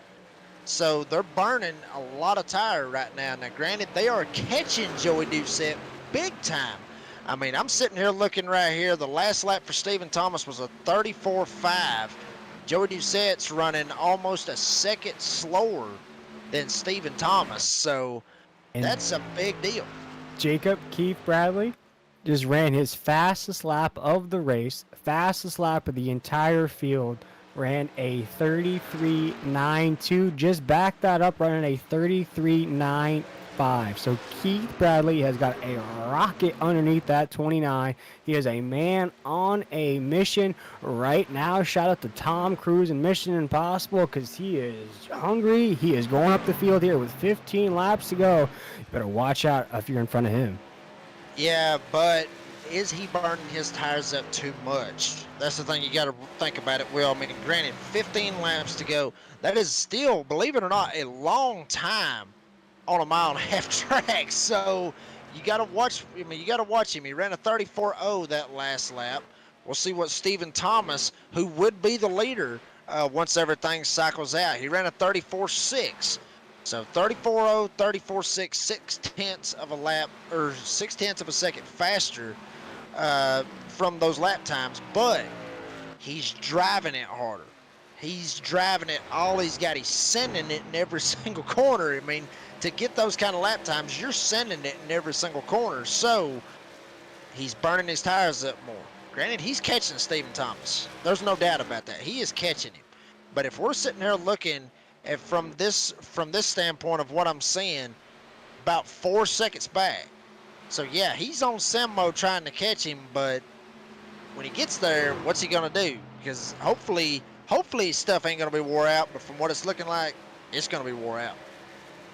Right now, we're watching a battle between him and Adam Newton in the 82 machine. A pretty good drive for Adam there in the 82 machine. He is in the spot that he started in the 4th position. He keeps in that spot. He'll come out with a top 5 here at Homestead. But Keith has his hands full with Adam right now. A little bit of a wiggle out of the 82 machine off of 2. Now down the backstretch, the 82s kind of keep the 29 at bay.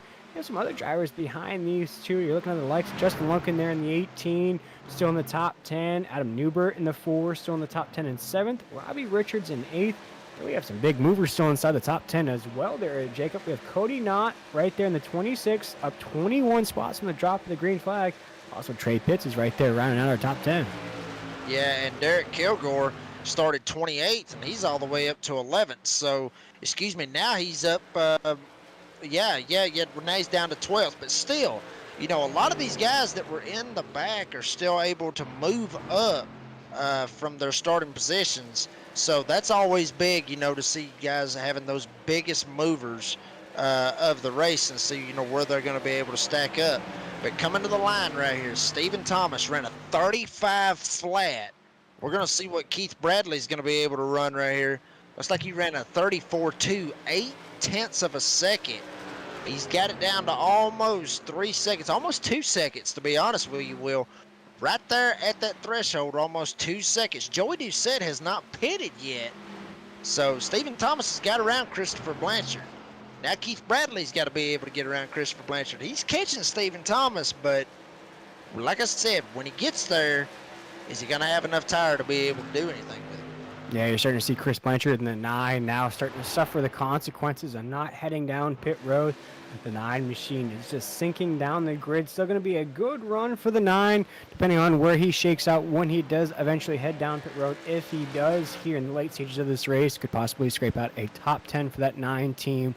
But right now, Joey Doucette still leading the way with 9 laps to go. I want to see how far he can push that 16 here tonight, Jacob, because you got to think he is running on fumes in that 16.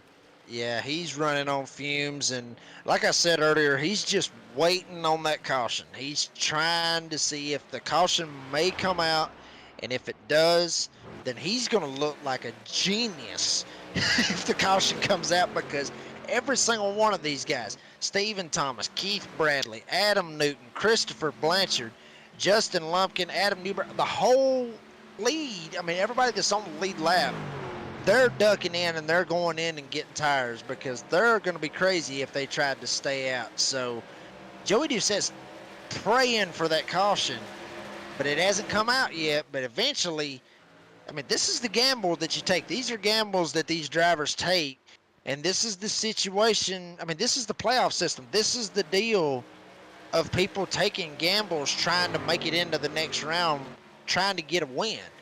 So, I mean, I like the call. But, I mean, especially with him way up high in the points. We talked about it earlier. Him and Adam Newbert battling it out for the regular season points lead. So I like this move right here by Joey Doucette. But, I mean, this is the gambles that you take. Exactly, here with 7 laps to go here. Make it 6-7 right now as Stephen Thomas battling out with Keith Bradley. See Joey Doucette still at the top of the grid. Stephen Thomas right there in the 23. This, I would have to assume here, Jacob, this would be a battle for the lead here. As now the 29 is going to go to the inside off of 2 here and go side by side here down the backstretch. The 29 with a huge move to throw that tail in front of Stephen Thomas. That's now our 2nd place position. Right now, our leader is still Joey Doucette. Yeah, Joey Doucette's still rolling out there. And I'm watching him, you know, I'm watching his lap times. He's down to a 36 flat, Will.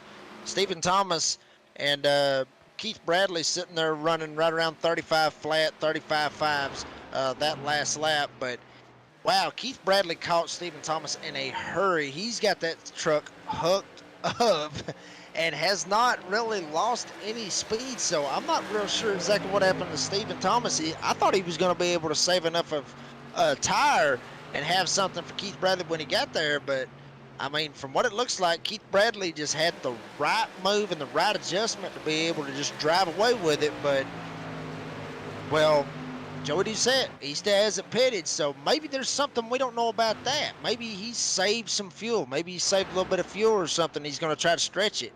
But I still think he's waiting on that caution, Will.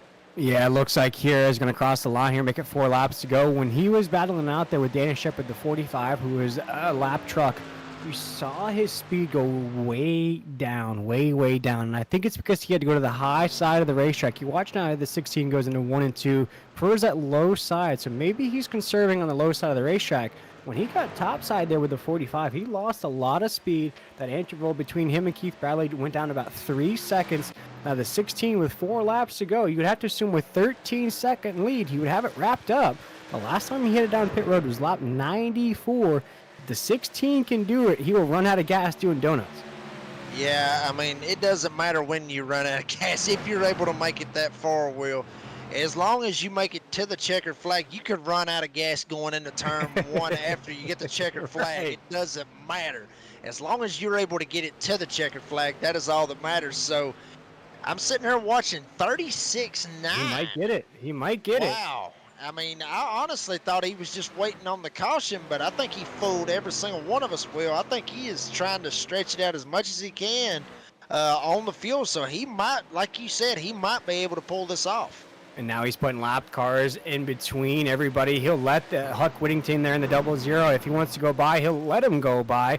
Right now, Joey just said, I think, is just focused on that last lap, that white flag call across the radio. Because with 1 lap to go, Jacob, you can squeeze whatever's left out of that truck to make sure you get across the finish line here. But he'll come around the backstretch right now, and he'll be wanting that green flag now down into, or the white flag down into 3 and 4. Keith Bradley's trying to eat up that gap, cut it down to less than 10 seconds, but with 2 laps to go, this might be Joey Doucette's race. He'll come off of 4, take the white flag here in the Pultz Poppers 200.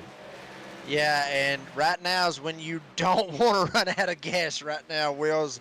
I'm sitting here watching it right now, and oh my gosh, he's out of gas. I think he's out of gas, Will. The 16 slowing up into 1 and 2. Joey Doucette might be out of fuel. He is out of fuel. Joey Doucette is out of gas on the exit of 2 here on the final lap of the Pultz Poppers 200. There goes Keith Bradley by the 16. Keith Bradley, the animal, now has the race lead into 3 and 4. Keith Bradley will go back-to-back here in the Triple M Pulling Truck Series, sweeps the stages, wins race number 2 of round number 1. He is the champion of the Pultz Poppers 200, the animal.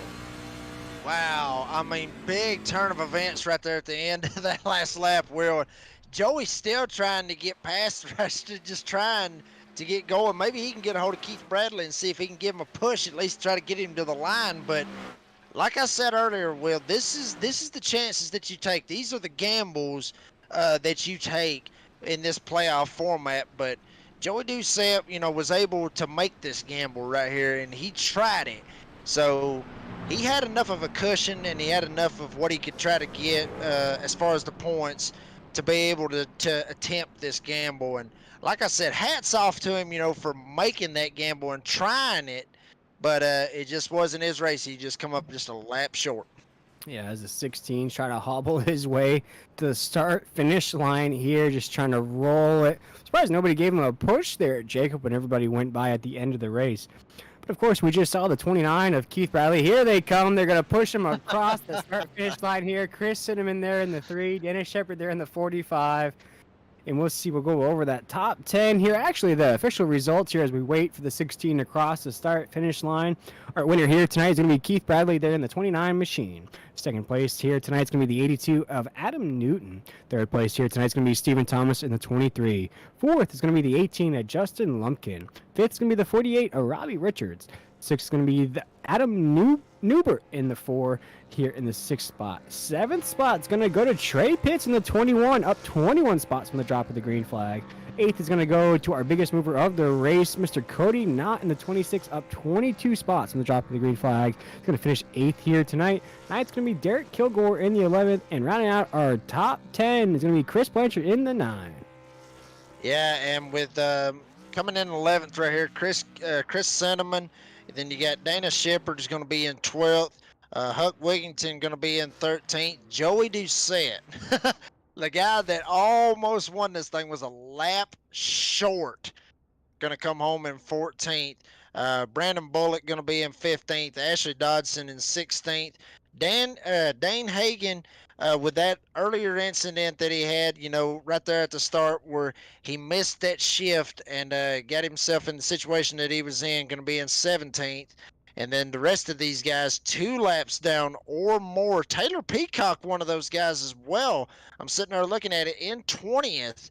One of the playoff drivers, one of the big time playoff drivers, needing a good run tonight and coming home in 20th, Will. Look at some other names down that grid as well. Jacob Klinkhart, Zach Hartwick, Ed Osborne, all going to be multiple laps down there, rounding out the 23rd position. Devin Payer in the 99 is going to finish 24th. Bunch of laps down there as well. Jose Luis Rivera, Kyle Hess, James Morris, and Raul Meza will have races they want to forget here tonight in the Pultz Poppers 200. But we'll step aside for our last break of the evening. We'll be right back for that post-race recap show and interview with our podium finishers.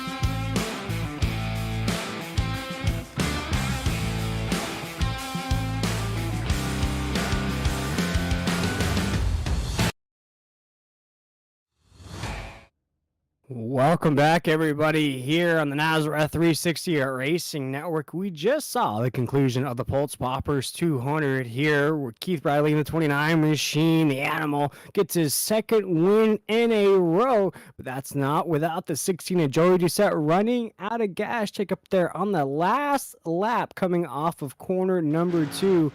Boy, what a race we just witnessed here. I cannot wait to talk to those podium finishers.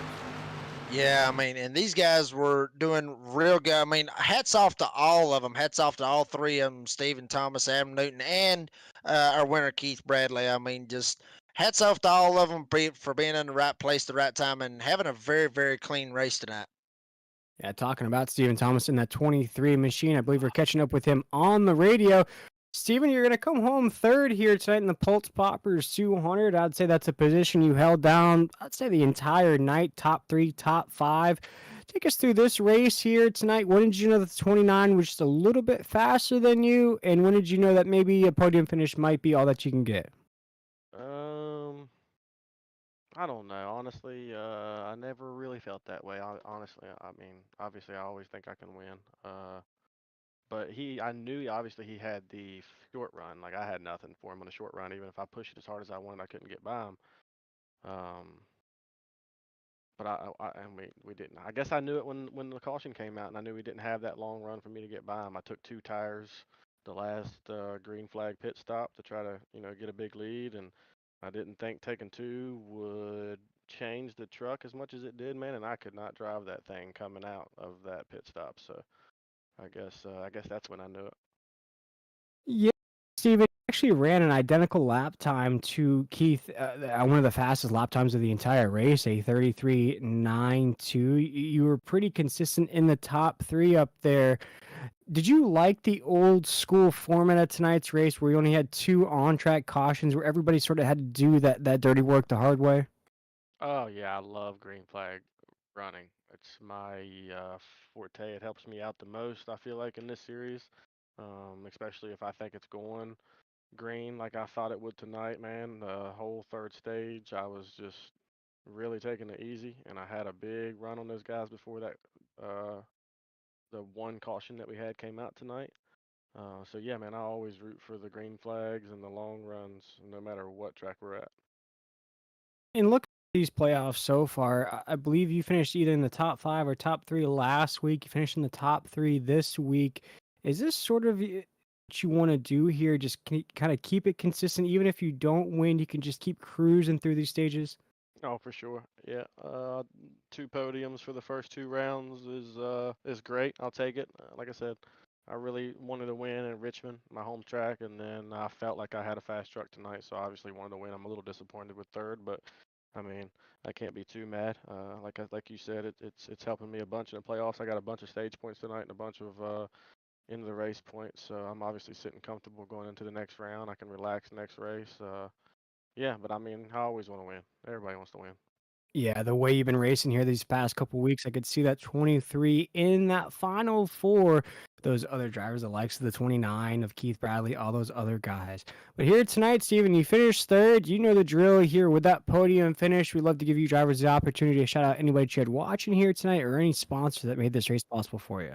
Yeah, I want to start off by saying happy birthday to Darren Lumpkin, a teammate of mine, Justin Lumpkin's father. He turned 64 today. He's watching, and his son wanted me to give him a shout out. So happy birthday to you, big dog. And I'll start with the team sponsors. I guess all my teammates: Justin Lumpkin, Adam Newbert. Um, Let's see, Newton worked with me a bunch tonight, Adam Newton, and our team leader or team owner, Jeff Sickles. Thanks for all you guys helping me out. Newton helped me out a bunch tonight. I wasn't sure exactly what line to run starting this race, and he told me it, and then I started really finding something. So, yeah, thanks to all the teammates every night. Millie's Landing, A's Lawn and Landscaping, Darren's Nail Gun, uh, Ladenko, First Pacific Funding, Roof Co., Family Handyman, my main sponsor, and Millie's Restaurant and Catering. And then I want to thank all the league sponsors: National 360 Racing Network, Triple M Pulling, Pultz Poppers, Hoopty's Garage, Blanchard's Towing, Butt Kicker Stogies, M1 Race Cars, and Warrior Wraps. And then thank you guys in the broadcast and everybody watching. Appreciate it, guys. Of course, Steven. Well, we appreciate you taking the time with us here tonight. You finished third here tonight. Cannot wait to see what you have in store next week. I'm sure we'll see that 23 in victory lane here soon. We appreciate it. Sure hope so.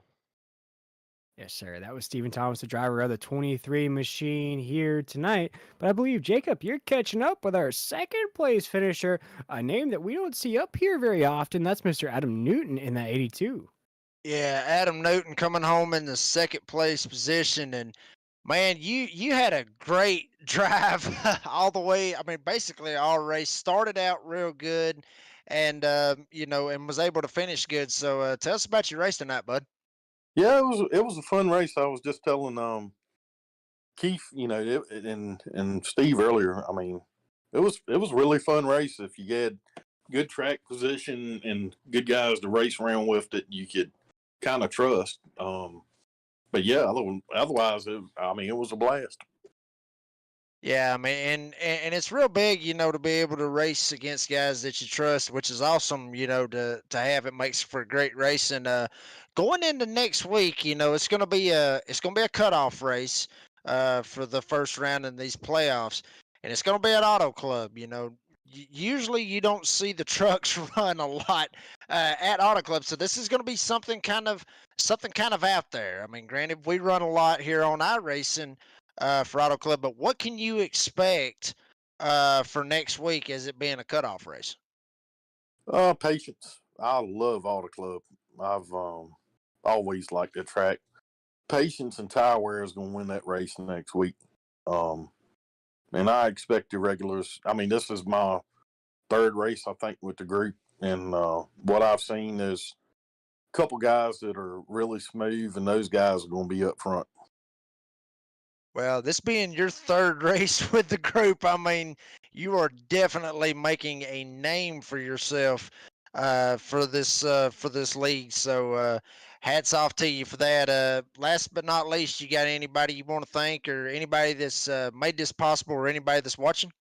Yeah, swim team, Adam, Blake, Justin, Jeff, Steven. I thank them for letting me come on and run with them. Millie's Landing, A's Lawn and Landscaping, Darian's Nail and Gun Repair, Landco, First Pacific Funding, Roofco Group, the Spa Coolers, the Family Handyman, Millie's Restaurant and Catering, Millie's North, DSR Electric for sponsoring us this season. And want to give a shout out to Darian Lumpkin, Justin's dad. Happy birthday. And thank y'all for letting me be in here tonight. Man, you deserved your spot to be able to do, to be here in this broadcast room. But congratulations on a second place run. And I'll be honest with you, everybody at home, this is probably not going to be the last time that you hear Adam Newton. Awesome drive, bud. Congratulations. Thank you.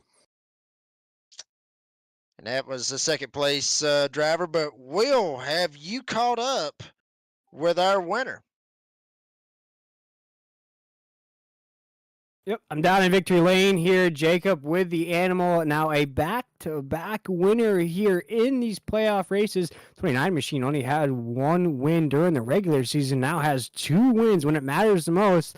Keith, you sweep the stages here. You go blowing past the 16 of Joey Doucette as he ran out of gas off of 2. How did you get the job done here tonight? Just execution on pit road, saving tires when it mattered and pushing when it mattered. The funny thing is I've struggled here every time we've came here. I'd show speed, win a couple stages, and then I'd just disappear. And it feels really good to actually put the whole race together for once at this place. Yeah, you talk about disappearing. We saw you disappear there in stage 1. You separated from the entire field. I believe you won that stage by a couple of seconds there, if I'm not mistaken.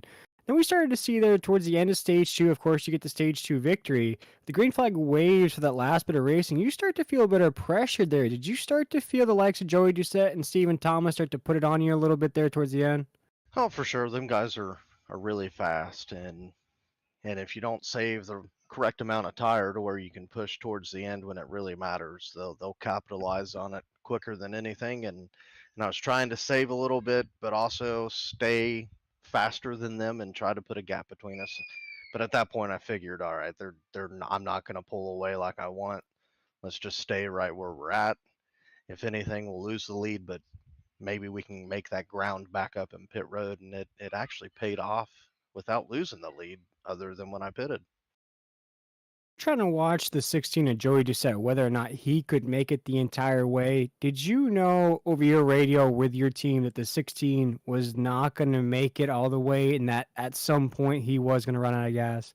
I kind of had a gut feeling, really, because when we went to green and after a few laps, I think it was 5 laps, my fuel calculator calculated back to where showed me where I needed to pit, and it was a couple laps short. It was like 3 laps short. So when we all pitted and he didn't, I figured at some point he was going to run out. So in the meantime, I figured why not push it, get back to Steven and them guys, so that way I can capitalize on it when he does run out. I really didn't think he would make it. I applaud him for trying. I mean, strategy is strategy, and sometimes you just got to hit the home run. Yeah, Keith, you were laying down some of the fastest lap times there. The late stages of the race, usually the cars get away from the drivers there. Your truck was actually getting faster. We've seen it here the past couple weeks now, back-to-back victories, Keith. We talked about it last week here. You locked yourself into that next round. Now you shut the door again on another driver who's trying to get that Willy Wonka golden ticket. Is it the same strategy next week now that you have 2 wins to try to win all of these round 1 races? It's really just playing the cards that are dealt to me. If I'm fast in qualifying, and then if it carries over to the race, I'll try to just play the cards that are dealt. If it works out to a win, it works out to a win. If it doesn't, I know, all right, I'm locked in, so it ain't that big of a deal. But it's definitely a momentum builder for sure. And one thing I wanted to ask you here, Keith, before we let you go here, celebrate a back-to-back win. We talked about it during the broadcast. You were sort of overshadowed during the regular season. Of course, we had Joey Doucette with a very, very consistent regular season. Adam Newbert had about 4 or 5 wins during the regular season. You finished about 3rd or 4th in the final regular season standings. Did you come into these playoff races with, let's say, a little bit of a chip on your shoulder with 8 top 5s, 8 top 10s, and a win? Maybe your name wasn't being brought up enough? I would say yeah. There was definitely a little bit of a chip there. A lot of the mistakes that were made during the regular season were because of me and or getting caught up in somebody else's accident. So I figured, all right, once when the playoffs come, I'll change the whole mindset. We'll get some momentum early, and I think we have found the jar of momentum. Momentum's a real thing. I know a Oh lot of yeah. people are like, well, momentum's not that big. Momentum's huge, especially in racing, whether it's real life or sim racing. We just picked the right time to find the right momentum, and I'd say we're sneaking back up on them. Oh yeah, you're definitely rock and rolling indeed. Keith Bradley, driver of the 29 machine here in Victory Lane. And Keith, before we let you go for the weekend, anybody you wanted to shout out or any sponsors that keep putting this 29 in Victory Lane? Oh, for sure. Dan's Top Notch Heating and Cooling, Blanchard's Towing and Recovery, Grant Tactical Hydrographic Printing and Dipping, JH Designs, Upfront Motorsports, Over the Top Designs with John Hedrick. He kills it with the paints every week or whenever we need them. All my teammates at Upfront Motorsports, both Chris's and Taylor, and we had Ashley Dodgson in our Discord tonight, and they were all a big help on strategy calls and when to pit and how much fuel to save. So thank them guys. Thank all the league sponsors. I think it Pult Poppers, Warrior Wraps, Triple M Polling, you guys with Nazareth 360, everybody that tunes in every Friday night, and Brady for putting in a ton of hard work and making this thing go round. Well, Keith, again, a huge congratulations from us here in the Nazareth 360 Racing Network broadcast booth. That's your second win in a row. You are cruising through these Triple M Pulling Truck Series playoffs. Congratulations, my man. Go celebrate. That's some more cash in your pocket. That's another win in the win column. Cannot wait to see you next Friday night. Thank you guys, and a big shout out to all the mothers that either watch Yes. or allow us guys to take some time away on a Friday night and to do this sim racing stuff. A big happy Mother's Day to all the moms, whether drivers' moms or moms just watching. Thank you. Perfectly said there, Keith. And we appreciate it, my man. Have a great night. Have a great weekend. We'll see you back here next Friday night. Thanks, guys. Have a good weekend. Sir. That was the driver of the 29 machine, the animal. Keith Bradley goes back to back here in the Triple M Pulling Truck Series, wins the Pultz Poppers 200. And Jacob, this being your first race on a Friday night with these drivers, what were your thoughts about tonight's race? It was very, very clean. Something that you don't see a lot of, especially at Homestead. A lot of crazy driving can happen. You know, some people may look at it and go, "Well, this track's beat up and everything else," but they're just gonna try to drive it like Talladega or what. But I'm really, really impressed. I mean, I'm really excited for the next couple of weeks, and a very, very tight points gap right now from what I have seen. I mean, it looks like right now for the 16th spot in these points right now, Huck Whittington with 1,059, and then the guy right below him is Derek Kilgore, and he's got 1,055. So there's your cutoff limit right there going into auto clubs. So gonna be very, very interesting to see what happens. And Will, I'll be honest with you, bud. I mean, I appreciate you helping me join this group, and I can't wait to see what happens the next 8 weeks, bud. Yeah, it's excellent having you up here in the broadcast booth. Definitely a blast here tonight. Just going to watch a replay of Keith Bradley, the 29 machine, burning it down here on the front stretch. And Jacob, you touched on it. We're going to Auto Club. And next week, a track that's not going to be retired off the NASCAR circuit. Doesn't mean we can't hit it with the trucks here one last time. But it was Keith Bradley, the animal, who wins here tonight in the Pultz Poppers 200 from South Beach, Homestead, Miami Speedway.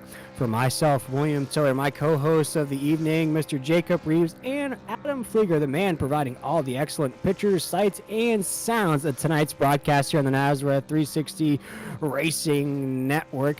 We want to thank everybody for tuning in. Again, congratulations to Keith Bradley, and we'll see you on the West Coast next week, Auto Club Super Speedway here, 9 p.m. Eastern Standard Time. We'll see you then.